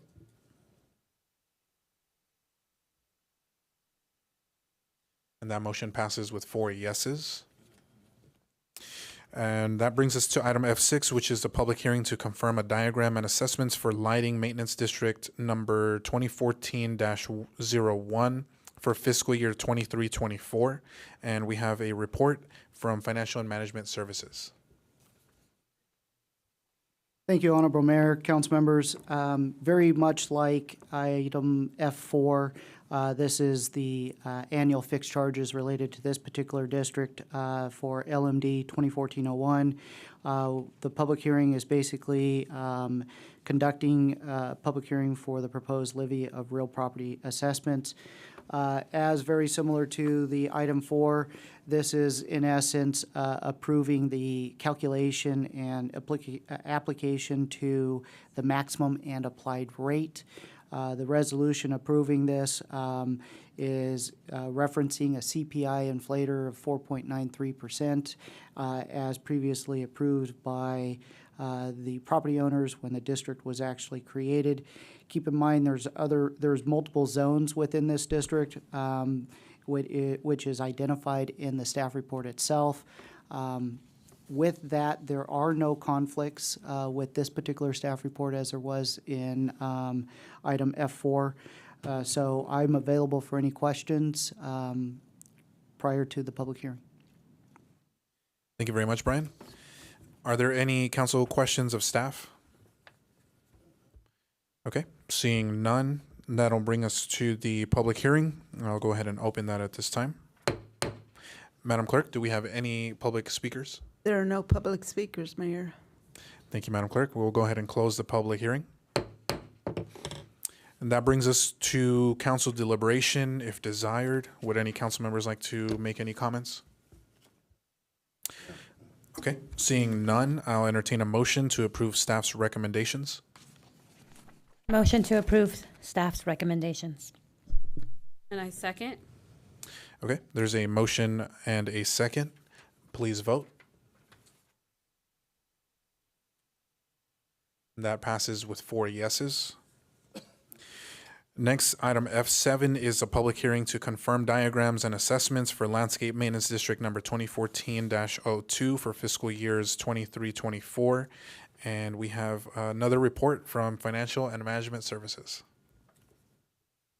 Thank you, Honorable Mayor, council members. So very much like F6, this F7 is just approving a different type of district, this one being landscaping as opposed to lighting. This particular district does have many more zones, but the same concept, that the resolution is approving the methodology, the calculation of the maximum and applied rate applicable to the district as previously approved by the property owners that created this particular district. There are no additional increases to the property taxes other than that has already been previously approved by the property owners.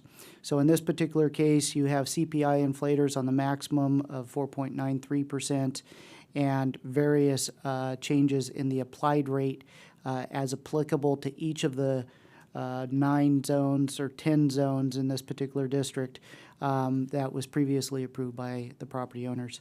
I'm available for any questions prior to the public hearing. Thank you, Brian. Are there any council questions of staff for this item? Seeing none, we'll go ahead and open the public hearing. Madam Clerk, do we have any requests to speak? Yes, we do have one request to speak. It's Bernice Johnson. Okay. Is Bernice Johnson here this evening? Bernice Johnson? Okay, I don't see Bernice Johnson here, so we will go ahead and move on. Are there any further public speakers for this item? No, that was all, Mayor. Okay. We'll go ahead and close the public hearing at this time. And that brings us to council deliberation, if desired. Would any council members like to make any comments? Seeing none, I'll entertain a motion to approve staff's recommendations. I'll make a motion. Second. Okay, there's a motion and a second. Please vote. And that also passes with 4 yeses. That brings us to G. There are no items on G. Next is H, general business. And we only have one item, that is H1. That is a Southern California Drum Corps preview sponsorship. And we have a report from our city manager. Thank you, Honorable Mayor, council members. The item before you tonight was asked to be brought to council by Mayor Cabrera due to the fact that this particular item is proposing a $1,000 sponsorship. And if you recall, in the current year, there are no sponsorship budgetary dollars that have previously been approved, unlike what you guys just did last Tuesday with approving a certain dollar amount within your budget moving forward. So this item before you is for the Southern California Drum Corps preview, and that's going to be conducted by the Pacific Crest Youth Arts Organization. So basically what this is a joint effort with MVUSD for an art fest, and the item before you is a sponsorship of $1,000, which would be what they call a forte level. But it basically will provide marketing and so forth on their event marketing materials, 6 tickets along with company listed on the event door wall and banners hung at the event as well. I'm available for any questions that you may have. Thank you very much, Brian.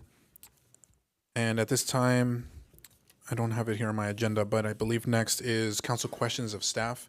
Do any council members have any questions of staff? Okay, seeing none.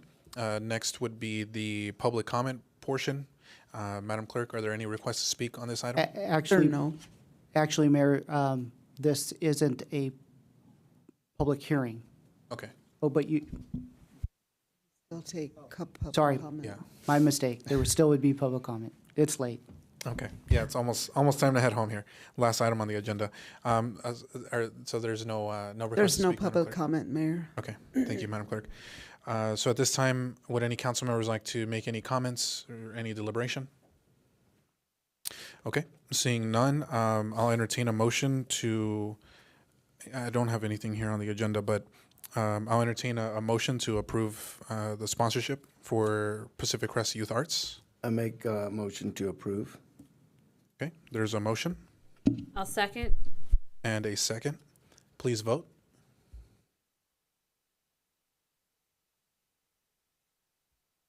And that passes with 4 yeses. Thank you, staff. That brings us now to item I, which is reports. And the first is I1, which is city council reports. And we do have a couple this evening. We have one from RCHCA, and that report will be given by Councilmember Bernard. At the RCHCA Board of Directors meeting on May 11, 2023, it was identified that the City of Moreno Valley has collected a total of $54,150 in Stevens Kangaroo Rat mitigation fees as of March 31st of 2023. And that concludes my report on the last RCHCA board meeting. Thank you, Councilmember.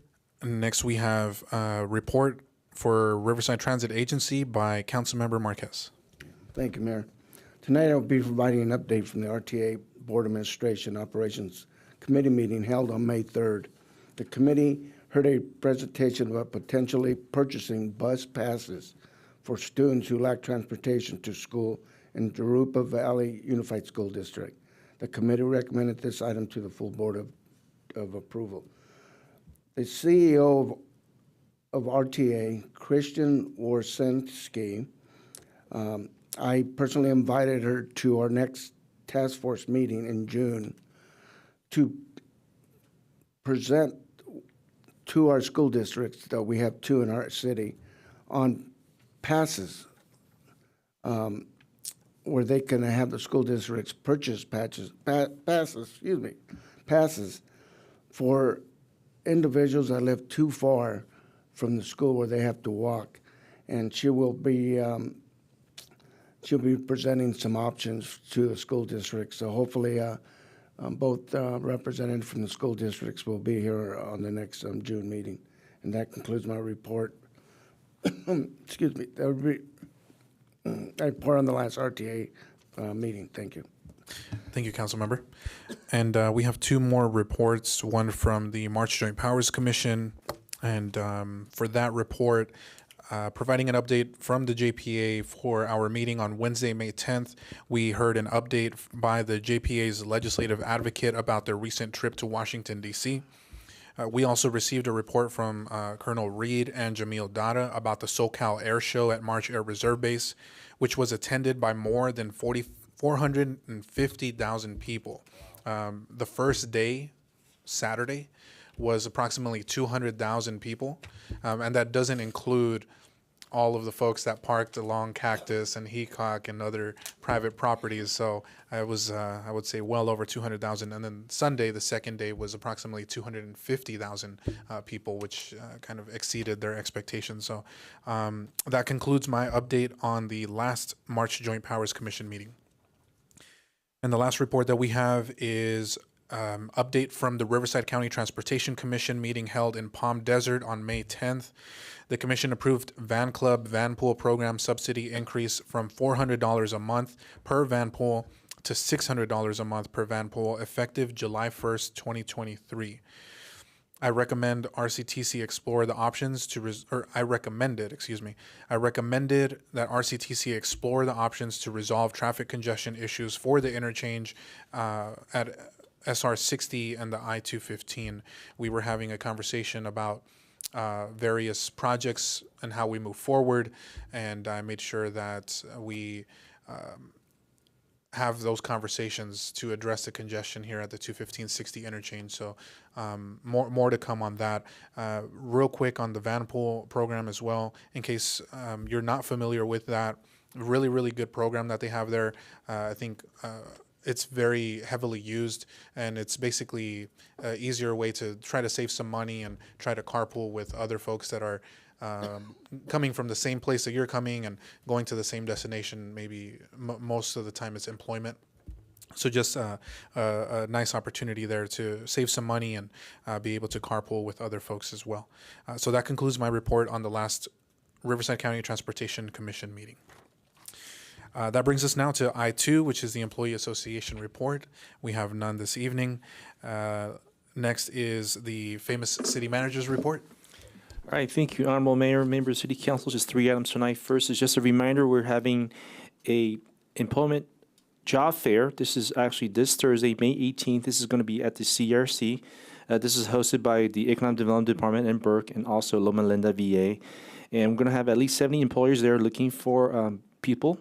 And we're also going to have various seminars, 30-minute workshops. So if you're looking for a job, we can help you on your interview skills, resume writing. Also, if you're an entrepreneur, you want to start a business, there's going to be a workshop on that. Also, information about some of the apprenticeship programs, some of the companies are offering. Also, if you're a veteran, there's going to be a workshop on how to access your veterans benefits. So please do take advantage. This is a free event. The second item, Mayor and Council, is reminder, Public Safety Expo, very popular this Saturday, May 20th from 10 a.m. to 2 p.m. It is a free event, free parking.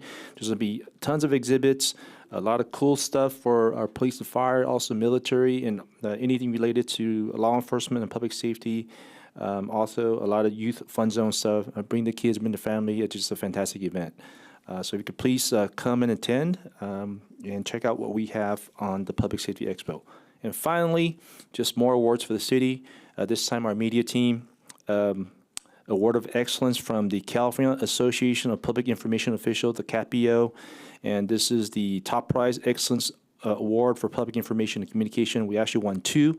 One is for our very popular No Mobile animated video series. This is a series that was started about a year ago and really teaches the residents how to learn different information about the city operations. Right now we have about 7 different videos, and we're just adding more to the video series. And you could access that video on mobile.org/know. And also we won another award for a very cool Let's Be Pool Safe public service announcement.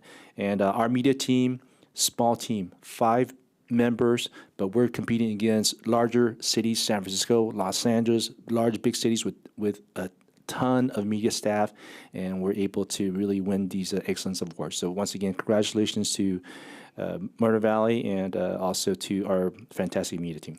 That concludes my presentation tonight. Thank you. Thank you, Mr. City Manager. You got a clap back there.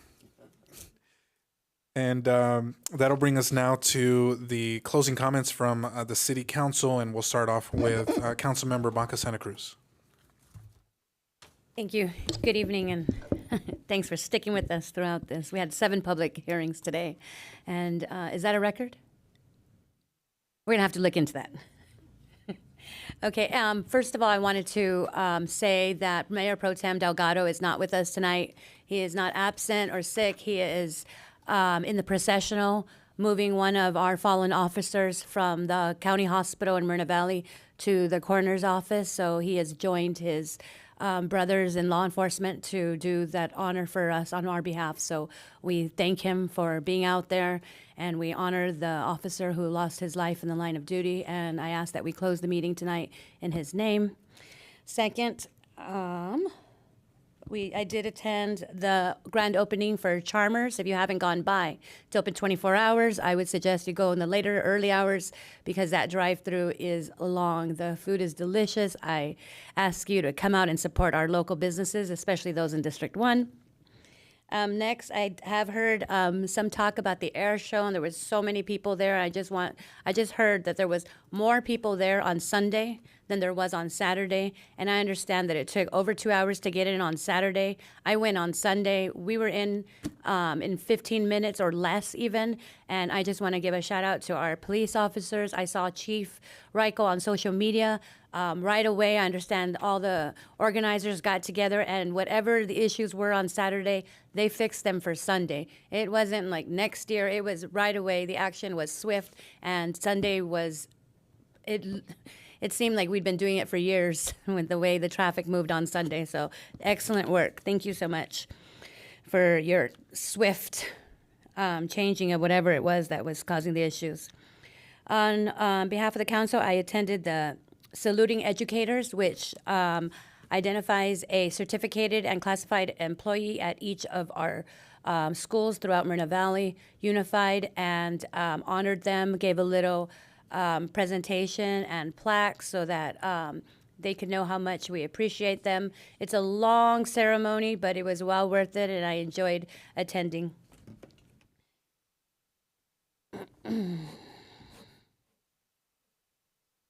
I also attended the Hispanic Chamber and installation dinner. And at that dinner, it was actually the Chamber's 30th year in, this is their 30th year. They started in 1993. And that was started by my mom. She's a local business owner here in Moreno Valley. She owned a donut shop over on Cactus, and her and Mr. Richard Sandoval, who's now running Hispanic Lifestyle magazine, the two of them started the Hispanic Chamber to help Hispanic businesses, small businesses especially in Moreno Valley. They continue to thrive and support our community. And this year at their 30th anniversary installation dinner, they did present a lifetime award to late Mayor Pro Tem Victoria Baca, so I want to publicly thank them for that honor. I also attended the Moval Learns. The Moval Learns program is a program that offers stipends to students that live in Moreno Valley and attend Moreno Valley College. It was the brainchild of our supervisor, Extrin Gutierrez. He attended a mayor's conference on his own, and through that, our program has begun. And this year, we graduated maybe 20 students. They're not graduating from college, but they are moving on from our program. Unfortunately, it only lasts 1 year, although community college is at least 2 years for most seeking an associate's degree or an associate's degree to transfer. So I'm hoping that we can find some more money to support these students throughout their time at Moreno Valley College. So that would require at least double the money. And finally, I did attend the Beautify Movell. It's been a while since all my kids were together, so it was Mother's Day, and they asked me what I wanted, and I wanted them to clean up a park, so they did it, and and I really enjoyed my time out there. There was plenty to do. We painted. They got to spray paint. We planted new plants. We fixed the wood chips in the playground, but overall it was a great day to be out there in the community. We did have groups. I appreciated the Explorers being out there again. We had Boy Scouts. We had the Home Depot team. I saw some folks from Amazon, and also Supervisor Gutierrez sent out his Youth Advisory Council. They were out there helping us, and as always, it was a great day to be part of the Moreno Valley team. We had shirts out there, and we don't do that much work as much as we build up our community. So I appreciate that we do that every 3 months, and I look forward to the next time we get to get together and clean up the park. So that'll be it for me tonight. Thank you.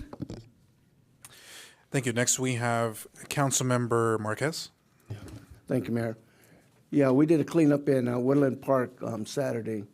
We did also painting, putting new plants, bushes.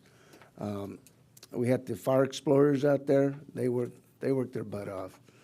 Home Depot, they furnished all the tools and buckets and gloves and everything else we had out there. And I'll tell you, those kids are just motivated. You could see them out there. And I want to thank all the residents that came out also to help us out. It was amazing. And then we had the lunch. It was beautiful. We had burritos and hot sauce, and it was great. Everybody stuck around for that, so we enjoyed that. We already touched on the public expo for Saturday. Come on out. It'll be nice. Bring your kids. I'm losing my voice, so other than that, good night. Thank you. Next, we have Councilmember Bernard. Good evening, everyone. So as everyone's already discussed, we did have our Beautify Mo Valley event on Saturday. That was well attended. I was at Woodland Park with Councilmember Marquez. And so I appreciate, like I always say, everyone coming out and giving up a part of their Saturday morning, especially children. There were a lot of children out there. It is hard to get you guys up on a Saturday morning. So I appreciate you guys coming out, even if it was part of your mother's nagging you guys for Mother's Day. So I appreciate that. And with the spirit of Asian Pacific Islander Month, I want to also give a special shout out to our Samoan and Tongan communities in the city of Moreno Valley. They're a small group, but they're here. So I want to make sure that we give them a shout out. I also want to congratulate, since we won't be back until after most of the graduations, I want to congratulate everyone that's graduating from high school, kindergarten, graduating from elementary, from middle school. Keep up the good work. It's almost over. And in the blink of an eye, you will be an adult with responsibilities and wishing you were back in high school. So enjoy it. Also, I want to, they've already said it, please come out to the Public Safety Expo on Saturday. We would greatly appreciate everyone coming out. They have well, my son's probably favorite part last year was they got to sit in a helicopter. There are horses. There's a lot of events. There was the demonstration with the canine. So come out. It's a good event. The weather's supposed to be good this weekend. And even if it's not, stay hydrated, drink water. It's just a walk up and down the street. You'll be good. And I'm going to close with... just as many of you know, I am part of a union, so I want to close with some solidarity with the writers that are on strike, WGA, as well as SEIU UHW. The nurses are, the healthcare workers are actually going to go on strike, and we sanctioned it for starting next week. So I want to show some solidarity out there to them and know that I support them and I see you guys. And with that, everyone have a good night. Thank you very much, Councilmember. And for my closing comments, I hope all the mothers out there had a happy Mother's Day over the weekend. Hope you had a chance to celebrate and enjoy some nice family time over the weekend. Also had a chance to attend the Charmers ribbon cutting here off of Paris and Sunnymead. And just really, really glad to see a new business opening there, and look forward to it being successful. I really hope that they can drive the traffic in, and I don't know if we could add this on the list, and I know there are traffic laws and et cetera, but making the access easier to get into that parking lot in terms of traffic flows may help to ensure it's successful. So I don't know if that's something we could add to our capital improvement plan or something, but just really glad to see that a new business is open there. So I wish them all the best. Also had a chance to attend Beautify Moval this past Saturday.